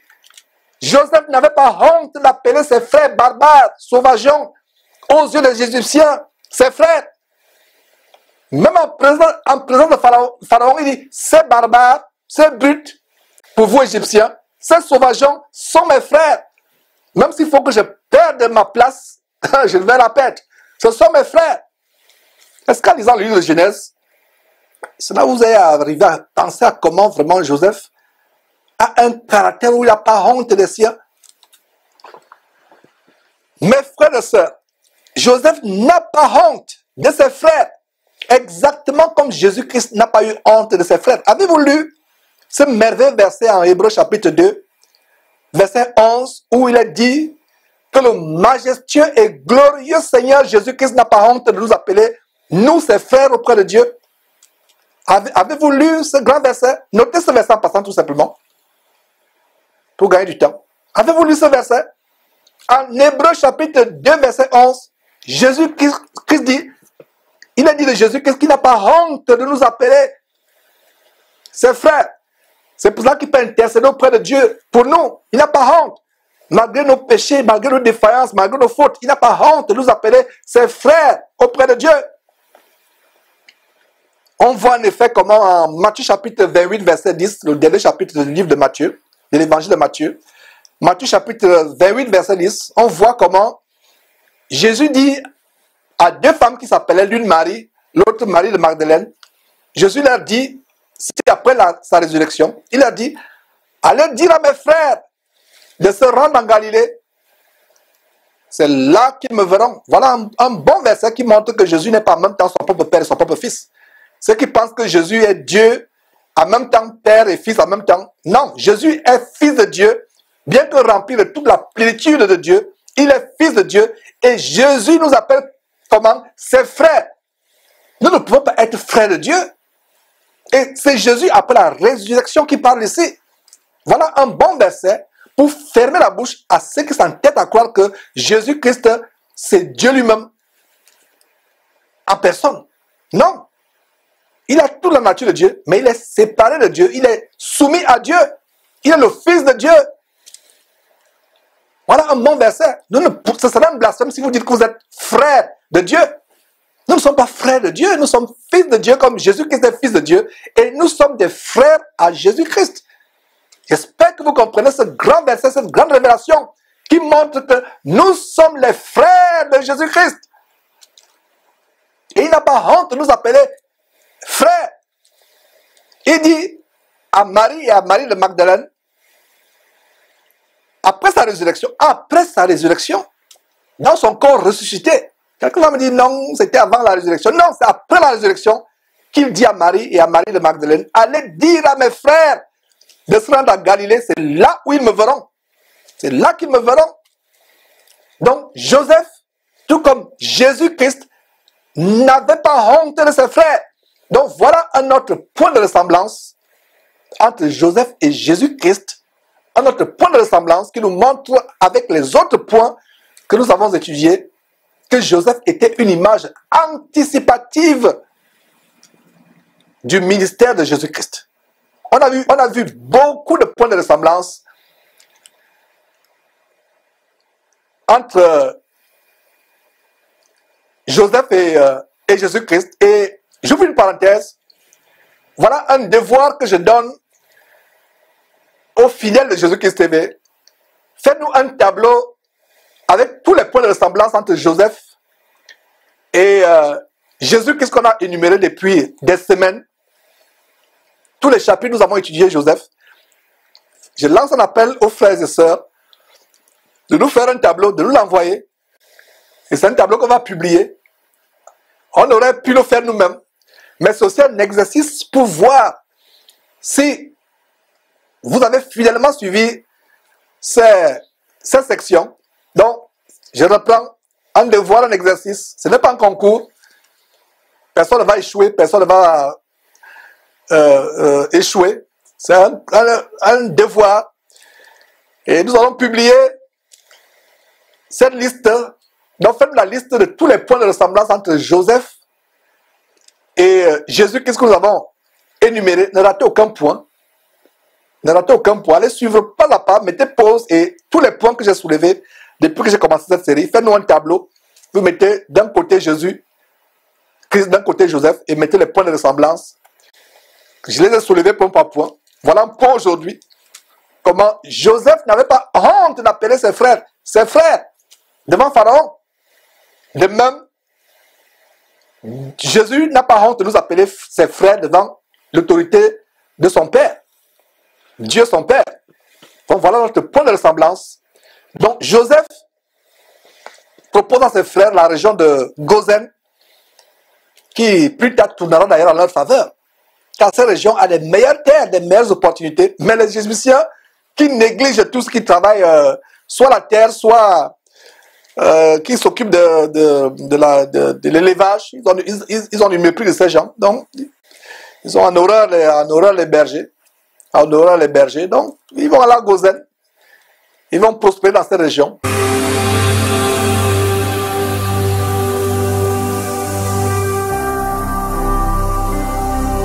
Jésus-Christ TV. Vous connaîtrez la vérité et la vérité vous affranchira. On vient de boucler avec le chapitre 46 de Genèse et on va entamer le chapitre 47. On va pas mettre beaucoup de temps au chapitre 47. Et avant cela, il y a la question de Christelle M qui nous suit sur YouTube. La régie vient de me passer sa question qui dit: est-ce que on peut, devons-nous toujours gêner pour chercher la volonté de Dieu? La relation avec Dieu est tellement personnelle, particulière. La manière par laquelle Dieu t'a répondu et comment tu as fait pour que Dieu te réponde, que Dieu te montre telle chose, ne peut pas être la même manière pour telle ou telle personne. Si vous vient à cœur de jeûner, faites-le. Si vous vient à cœur de prier ou de demander un signe, afin chacun doit s'approcher à Dieu selon qu'il est inspiré. Nous ne pouvons pas faire l'exemple de tel ou tel autre chrétien ou chrétienne, un modèle, un standard. Tel est passé par le jeûne, tel est passé par l'abstinence, tel est passé par ceci ou cela, tel est passé peut-être par demander le signe à Dieu pour que Dieu lui montre. Donc cela doit être particulier, personnel. Donc mes frères, il y a une chose que nous devons savoir, c'est que Dieu agit avec nous d'une manière ou d'une autre. Il est souverain. Et la manière par laquelle Dieu agit avec nous, particulièrement il y a 10 ans, ce n'est pas la manière par laquelle Dieu va agir avec nous il y a peut-être dans 2 ans, dans 1 an, etc. Donc, cela doit être sous l'inspiration, selon que nous sommes inspirés. C'est pas si j'ai répondu à la question. Donc, chapitre 47 maintenant. On va voir autre détail. Chapitre 47. La parole de Dieu est merveilleuse. Alors, Joseph qui n'a pas honte de ses frères, de son vieux père, va avertir Pharaon et lui dit: mes frères et mon père sont arrivés du pays de Canaan avec leurs brebis et leurs bœufs et tout ce qui leur appartient. Joseph précise sont arrivés avec leurs brebis et leurs bœufs. Pharaon devait dire: ah, des brebis et des bœufs. On a l'abomination des bergers. Encore, il s'ajoute des brebis et des bœufs. Non. Joseph précise. Il n'a pas peur, il n'a pas honte. S'il faut perdre son boulot, il va perdre son boulot. S'il faut perdre sa position sociale élevée, il va la perdre. Si c'est Dieu qui l'y a établi, il ne la perdra pas. Ayons la même assurance, mes frères et sœurs. Bien des fois, Dieu fait un miracle. Il nous donne un boulot, une position merveilleuse. Il a opéré un miracle. Mais quand la petite attaque arrive, on se cache, on a honte de Dieu. On ne veut même pas manifester devant les gens qu'on est chrétien. Alors que c'est Dieu qui vous a établi dans cette société, dans cette compagnie. Regardez comment nous agissons. Pharaon n'a pas honte. Joseph n'a pas honte de préciser à Pharaon qu'ils sont arrivés. Non seulement ils sont arrivés du pays de Canaan. Canaan, c'est quelle bourgade, c'est quel endroit retiré au milieu de nulle part. Il n'a pas honte de dire qu'ils sont de Canaan. Non seulement ils sont de Canaan, ils sont arrivés avec quoi? Leurs brebis et leurs bœufs. Vous pensez que c'est par hasard qu'il fallait que Joseph précise? Il prend les devants. Si je dois perdre mon boulot, je vais perdre mon boulot. Vous avez des bergers en abomination. Même les parents sont arrivés avec leurs brebis et leurs bœufs. À prendre ou à laisser. S'il faut me licencier de ma position élevée, il n'y a pas de problème. Je vais retourner avec mon père et ma mère. Ah non, je vais retourner avec mon père et mes frères. Voilà, verset 1, Joseph a averti Pharaon et lui dit, mes frères et mon père sont arrivés du pays de Canaan avec leurs brebis et leurs bœufs et tout ce qui leur appartient. Et les voici dans le pays de Gozen. Verset 2, il prit 5 de ses frères et se présenta à Pharaon. Pharaon leur dit, quelle est votre occupation? Ils répondirent à Pharaon, tes serviteurs sont des architectes. Ils peuvent construire des pyramides. On a vu des pyramides là, on peut construire. Nous sommes des grands ingénieurs en pont et chaussée. Nous sommes des techniciens en hydraulique pour construire des barrages sur le Nil. C'est ce qu'ils ont dit. Et ils ont dit la vérité. Bien de fois, nous mentons dans nos résumés, ce qu'on appelle CV, ici aux États-Unis, des CV. Nous mentons lors des entretiens d'emploi. Nous mentons pour impressionner. Ils n'ont pas dit, nous sommes architectes, nous sommes ingénieurs. Nous sommes quoi? Vous lisez avec moi? Nous sommes quoi?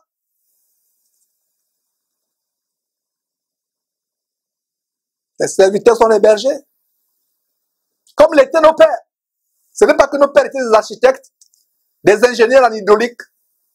Mais nous sommes devenus bergers par les circonstances de la vie. Non, comme nos pères. Nous sommes des bergers. Et vous allez voir qu'en se présentant tels qu'ils étaient, ils auront la promotion.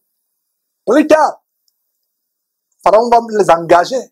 Ils seront recrutés par Pharaon à s'occuper spécifiquement du bétail de Pharaon. Ils vont avoir la promotion. Voilà. Nous sommes des bergers, comme l'étaient nos pères, verset 4. Comme l'étaient nos pères, verset 4. Ils dirent encore à Pharaon, nous sommes venus pour séjourner dans nos pays, parce qu'il n'y a plus de pâturage pour les brebis et de tes serviteurs, car la famine s'appesantit sur le pays de Canaan. Permets donc à tes serviteurs d'habiter au pays de Gozen. Verset 5. Pharaon dit à Joseph, notez très bien, Pharaon dit à Joseph, ton père et tes frères sont venus auprès de moi. Verset 6. Le pays d'Égypte est devant toi. Établis ton père et tes frères dans la meilleure partie du pays. Qu'ils habitent dans le pays de Gozen. Même Pharaon savait que Gozen c'était la meilleure partie du pays. Mais pourquoi les autres Égyptiens n'aimaient pas cette partie? Non, ils n'ont rien à faire avec tout ce qui concerne soit l'agriculture, soit l'élevage. Ils sont sophistiqués, ils vivent autour dans les régions avoisinantes du palais de Pharaon. Donc, ce que les Égyptiens de basse classe ou les étrangers qui aient à Gozen. Pourtant, Gozen, c'est la meilleure partie du pays. Et le Pharaon lui-même le dit au verset 6. Le pays d'Égypte est devant toi. Établis ton père et tes frères dans la meilleure partie du pays, qu'ils habitent dans le pays de Gozen. Et si tu trouves parmi eux des hommes capables, mets-les à la tête de mes troupeaux. Voilà ce que je vous disais. Ils ont dit, nous sommes des bergers. Comme une histoire qui circulait au Gabon, une anecdote, où les femmes de ménage ou les hommes qui s'occupent du ménage dans les bureaux administratifs, pour embellir tellement leur résumé, ils vont mettre nettoyeur, ils vont mettre ingénieur de surface. Pour embellir, technicien de surface ou ingénieur de surface, pour embellir. Il a honte de dire que voilà, c'est moi qui nettoie avec ma serpillère le sol. Mais il va mettre quelque chose de tellement beau, ingénieur de surface, technicien de surface. Technicien de quelle surface? C'est lui qui fait la topographie sur les parvis du ministère, etc. On a honte. On n'a pas honte. Et regardez comment, en se présentant tels qu'ils sont, ils ont eu une promotion. Il dit quoi? Si tu trouves parmi eux des hommes capables, mets-les à la tête de mes troupeaux. Et j'imagine Joseph s'exécutant sur le champ, dit, ah, qui peut être à la tête du troupeau de Pharaon? Voilà une promotion. Mes frères et sœurs, n'ayons pas honte. Présentons-nous tels que nous sommes. Rappelez-vous comment Joseph est parti de la prison en haillons, avec les cheveux comme un animal. On l'a rasé.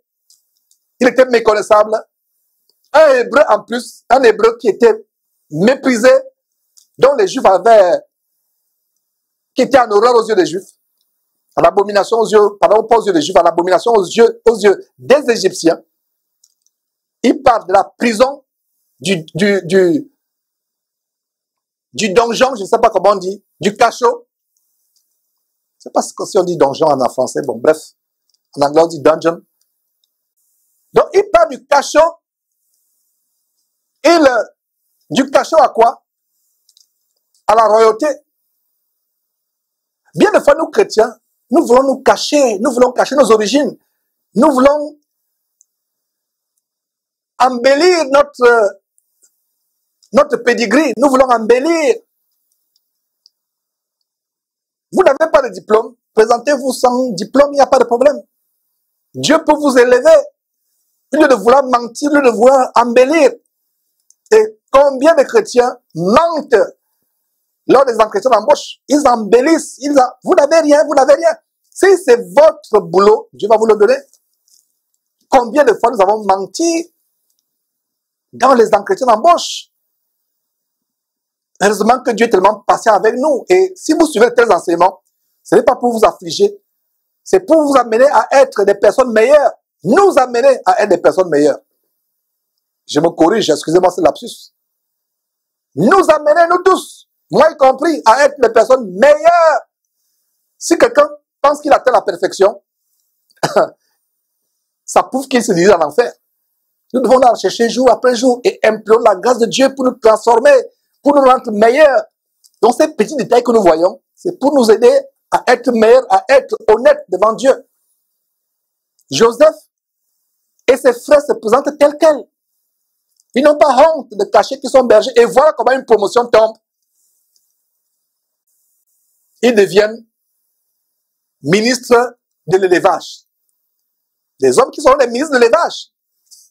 Ils vont s'occuper de l'élevage des brebis, des troupeaux de Pharaon. Là, voilà qu'ils deviennent des ministres, des fonctionnaires en charge des troupeaux de Pharaon. Alors qu'ils s'étaient présentés en disant que nous sommes des architectes, des ingénieurs,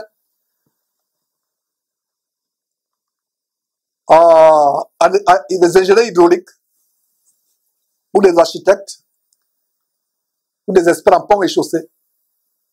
Ils n'auraient rien eu. Ils n'auraient rien eu. Ils sont présentés tels quels. Voilà. Et une chose qu'on apprend aussi de Joseph à ce niveau, c'est la soumission à l'autorité qui est au-dessus de lui, l'autorité du Pharaon.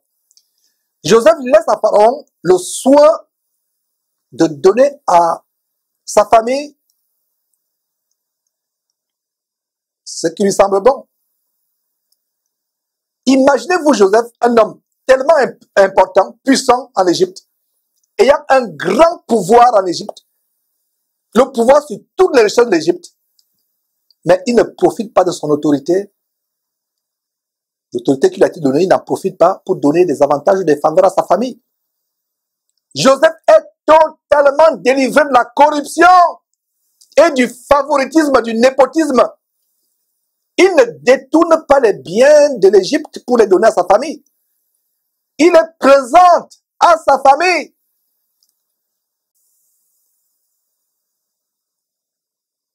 Il présente sa famille plutôt au Pharaon.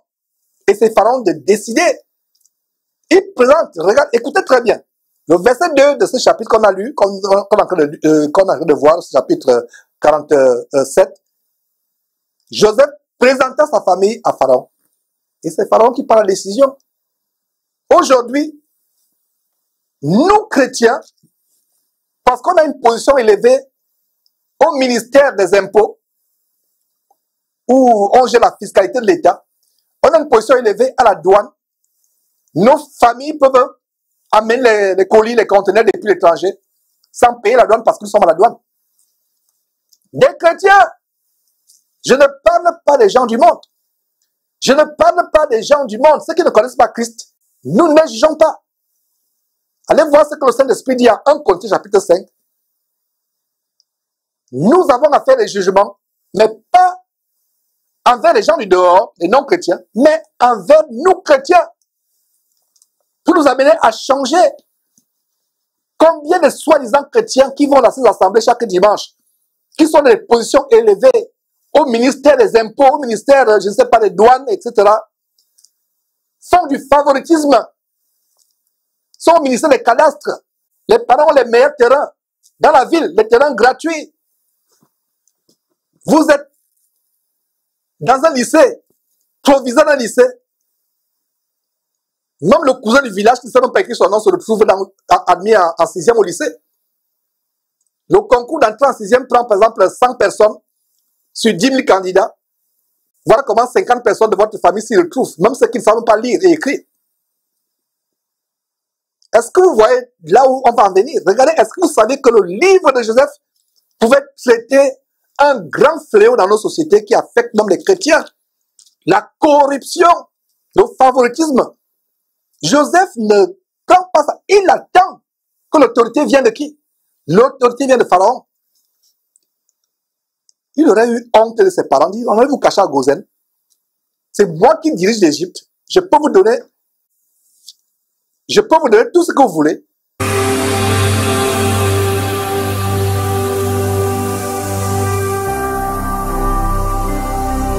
Jésus-Christ TV.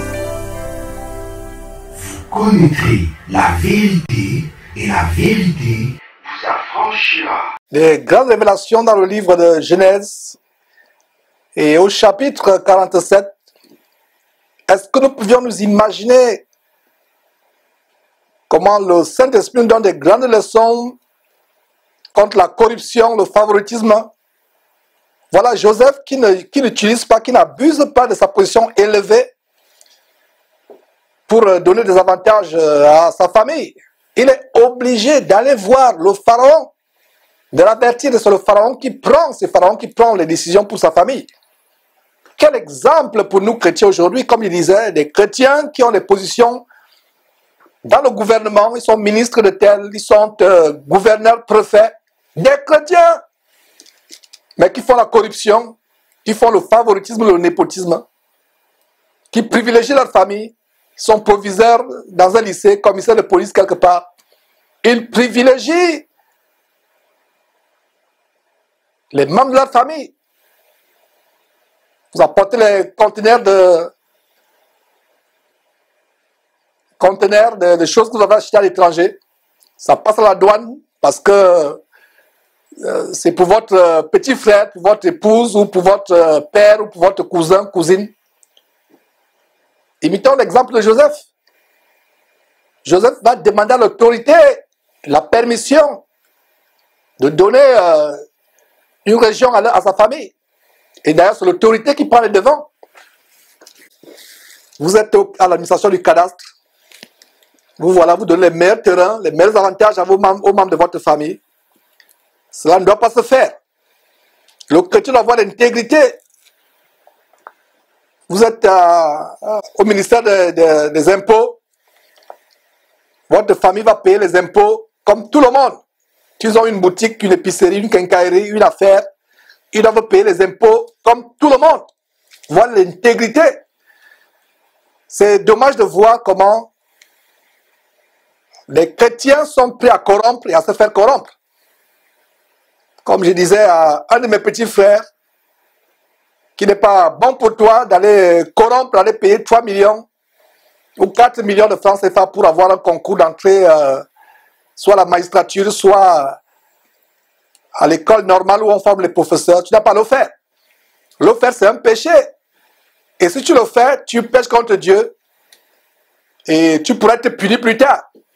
Soit tu te retrouves en enfer parce que tu as fait quelque chose de mauvais, soit tu te retrouves d'abord en prison parce qu'on t'a surpris de vouloir corrompre. pour que ton nom soit inscrit à un concours. Et voilà comment on va lever le nom de quelqu'un qui mérite, qui a étudié dur pour son concours, et on va mettre le nom de quelqu'un parce qu'il connaît le directeur de l'école, de la magistrature, il connaît le directeur de telle école, ou alors il a payé.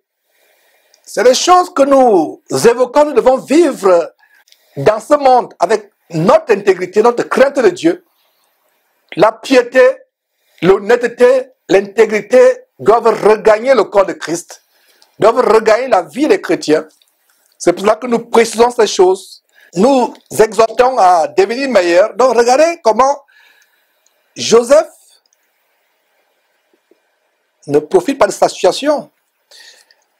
Disons tout simplement pour couvrir ce chapitre, et on va voir quelques détails selon que le Saint-Esprit nous conduit. Il n'y a pas plus grande chose à voir. C'est un détail important à partir du verset 6, comment Joseph nous donne des leçons de probité, des leçons d'intégrité, d'honnêteté. Il ne profite pas de sa position sociale élevée pour donner des avantages, des bénéfices particuliers à sa famille, à ses frères. Verset 7. Joseph fit venir Jacob, son père, et le présenta à Pharaon, et Jacob bénit Pharaon. Regardez, Jacob, il bénit Pharaon. Joseph a été une bénédiction pour Jacob et sa maison. À cause de qui? À cause de Pharaon. Voilà comment Jacob lui aussi bénit Pharaon.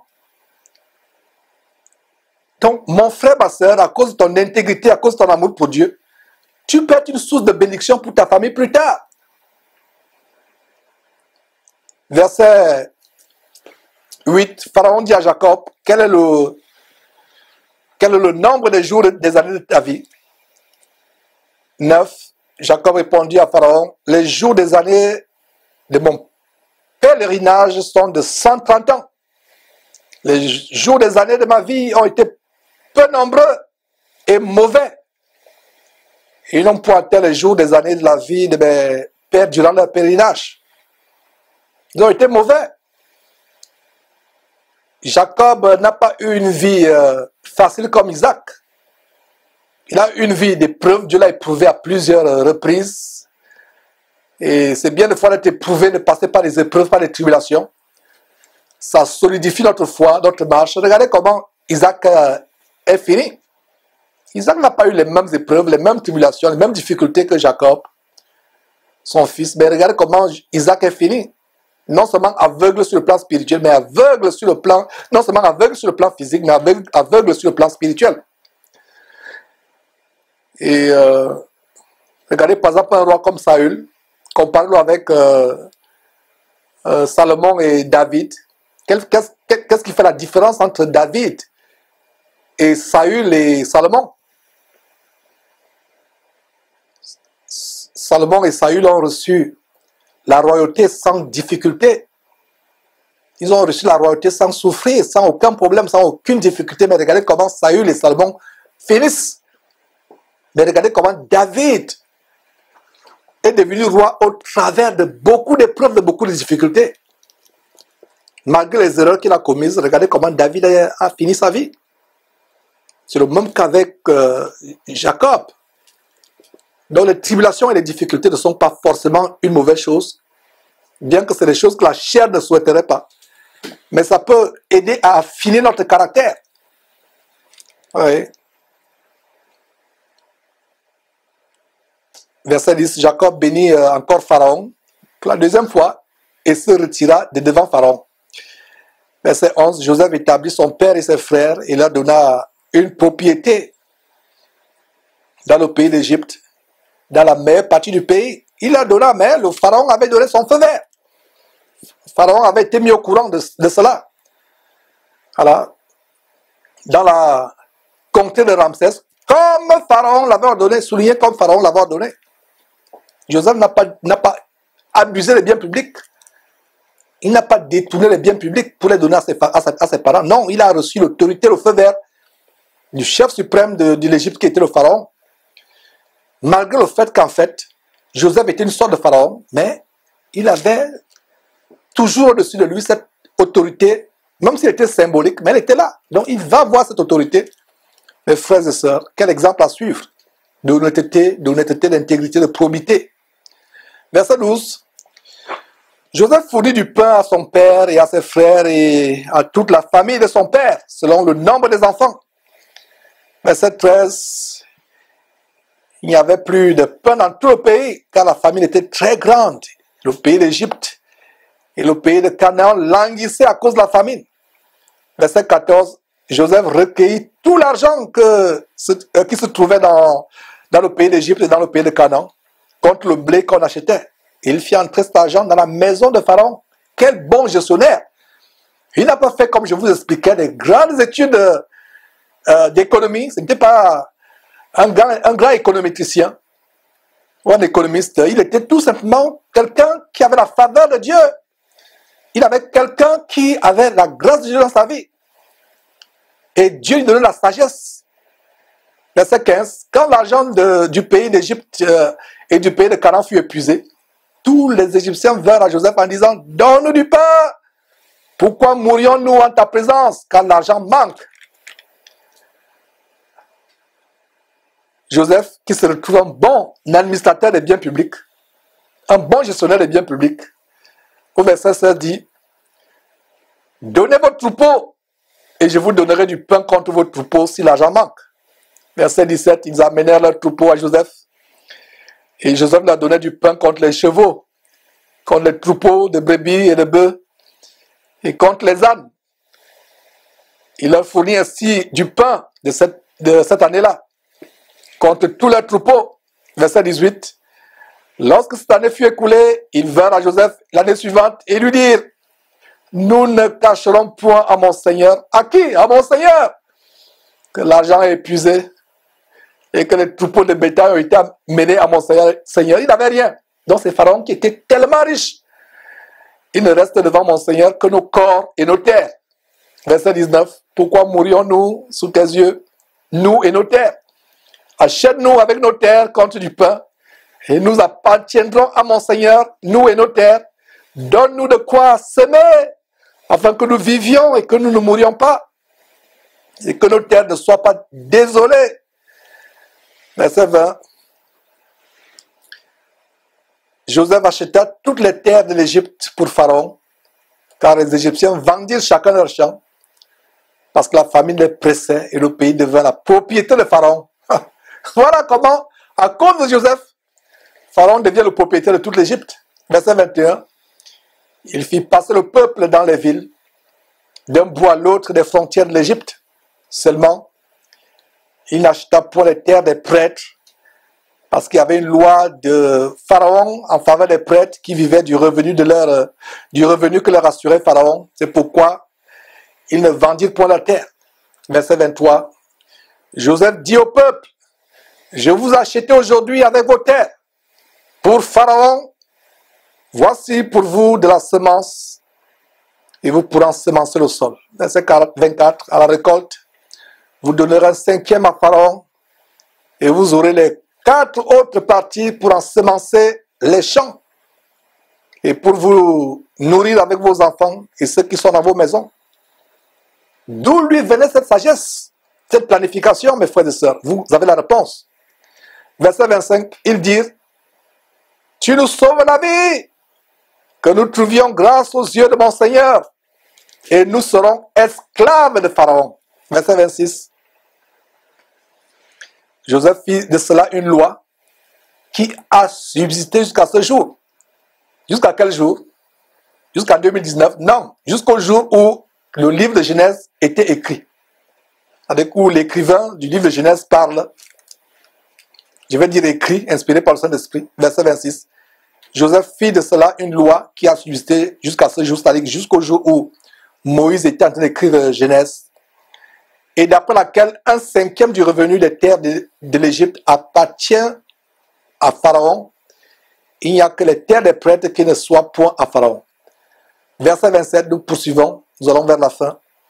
Israël habitant dans le pays d'Égypte, dans le pays de Gozen. Ils eurent des possessions. Ils furent féconds et multiplièrent beaucoup. Verset 28. Jacob vécut 17 ans dans le pays d'Égypte, alors que vous vous rappelez, il disait, j'ai vu mon fils, Joseph, je t'ai vu, alors je peux mourir. Quand vous ne vous souciez pas des biens de la terre, je pense que c'est même là où Dieu va augmenter votre... Quand vous ne vous souciez pas de la vie de la terre, je pense que c'est là où Dieu va augmenter votre longévité sur terre. Dieu retranche de la terre ceux qui s'attachent à la terre. Et leur mort est souvent douloureuse. J'ai souvent dit, l'agonie des gens qui s'attachent à la terre est tellement douloureuse. Ils sont en train de mourir. La douleur ne vient pas qu'ils sont en train de mourir. La douleur vient du fait qu'ils sont en train de quitter la terre à laquelle ils sont accrochés. Leurs immeubles, leurs avions, leurs voitures, leurs bijoux, ils s'accrochent. C'est pour ça qu'il y a certains qui donnent leur dernière volonté. Enterrez-moi avec mes bijoux. Enterrez-moi comme une photo. Je pense qu'on l'avait montré dans une émission de Jésus-Christ TV. Une femme qui est enterrée avec sa chambre. Il y a le lit. On a creusé un grand trou qui pouvait faire la taille de sa chambre. Il y a le lit, ses chaussures alignées, ses bijoux alignés, son écran TV plasma, écran plat, tout ça. J'espère qu'elle devait porter ses robes sexy, ses chaussures sexy dans le séjour des morts. Voilà comment les gens s'accrochent à la terre. Et ils meurent. Et la mort et l'agonie est douloureuse. C'est pour ça qu'il y a des cadavres, vous voyez le visage fait une grimace. Le visage a la douleur, la grimace de la douleur. Parce qu'il est mort en souffrant. Pas à cause du fait qu'il mourait, mais à cause de comment il a quitté l'âme en train de sortir du corps. L'âme quitte le corps et il souffre. Il va laisser les biens de la terre.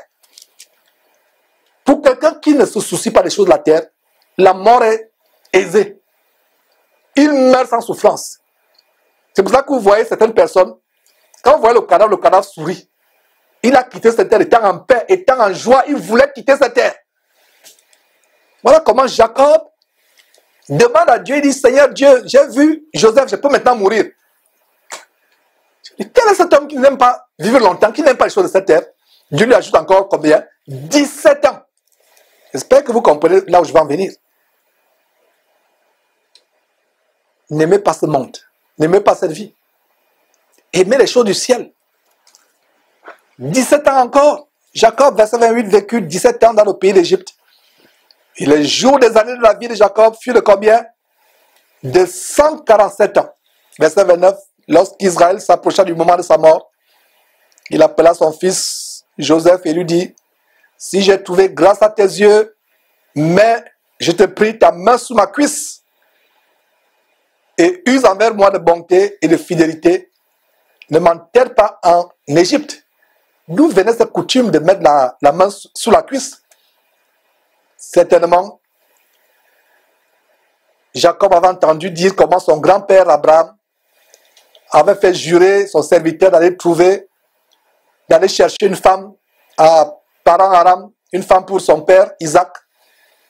Voilà comment Jacob refait la même chose, mais cette fois-ci pas pour son serviteur, mais pour son propre fils Joseph en disant, jure-moi ceci.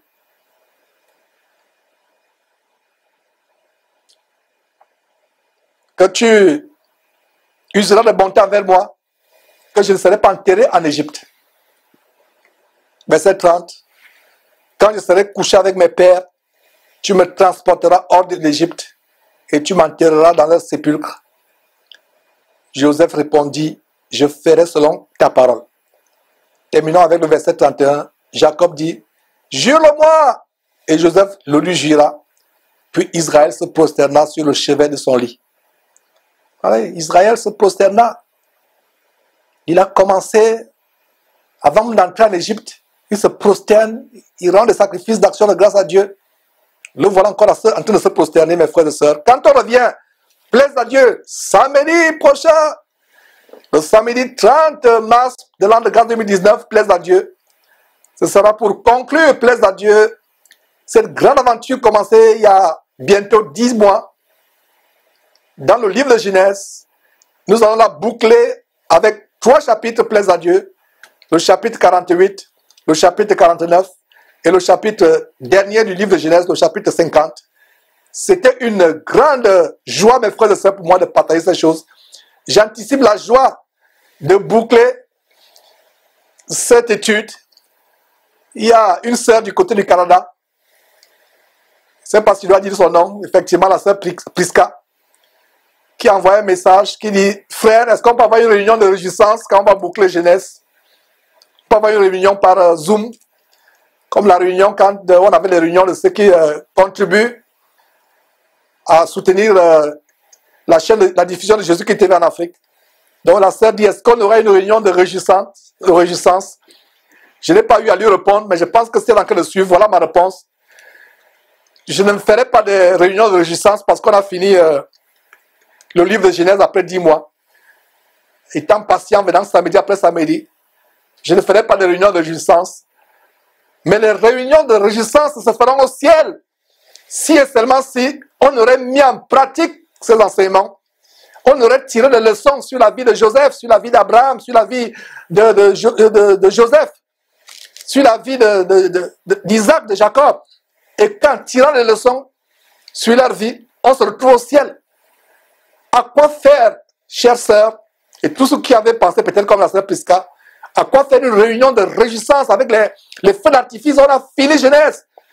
Si beaucoup de chrétiens qui me suivent sont des auditeurs oublieux, quand Georges enseigne, oh c'est agréable, mais quand la semaine commence, ils oublient tout ce qu'ils ont écouté, ils continuent à pécher.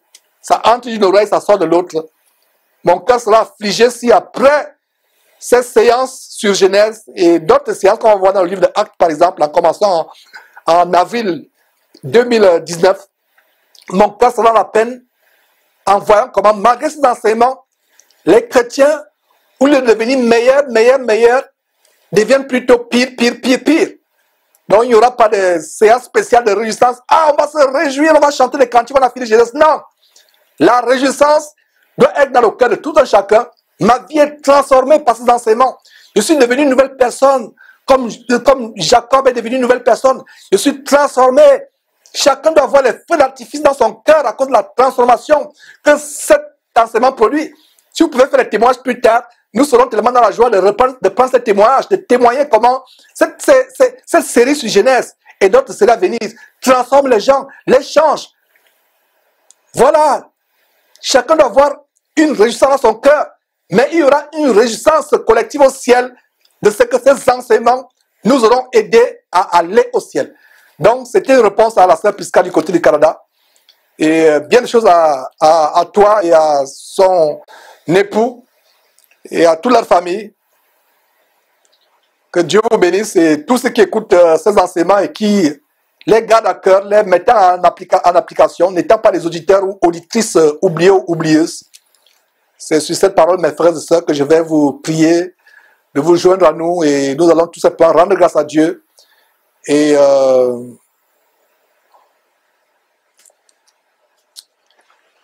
rendre grâce à Dieu et se séparer. Seigneur Dieu, merci infiniment pour cet enseignement d'aujourd'hui, pour toutes les grâces et pour toutes les transformations que tu opères dans nos vies au travers de ces enseignements. Au nom de Jésus-Christ. Amen. Mes chers frères et sœurs, plaise à Dieu samedi prochain, si je suis toujours en vie, ou si le Seigneur Jésus-Christ tarde à venir, nous nous voyons, plaise à Dieu, le samedi 30 mars 2019, l'an de grâce 2019, pour conclure, boucler le livre de Genèse, le livre de tous les commencements. Vous connaîtrez la vérité et la vérité vous affranchira.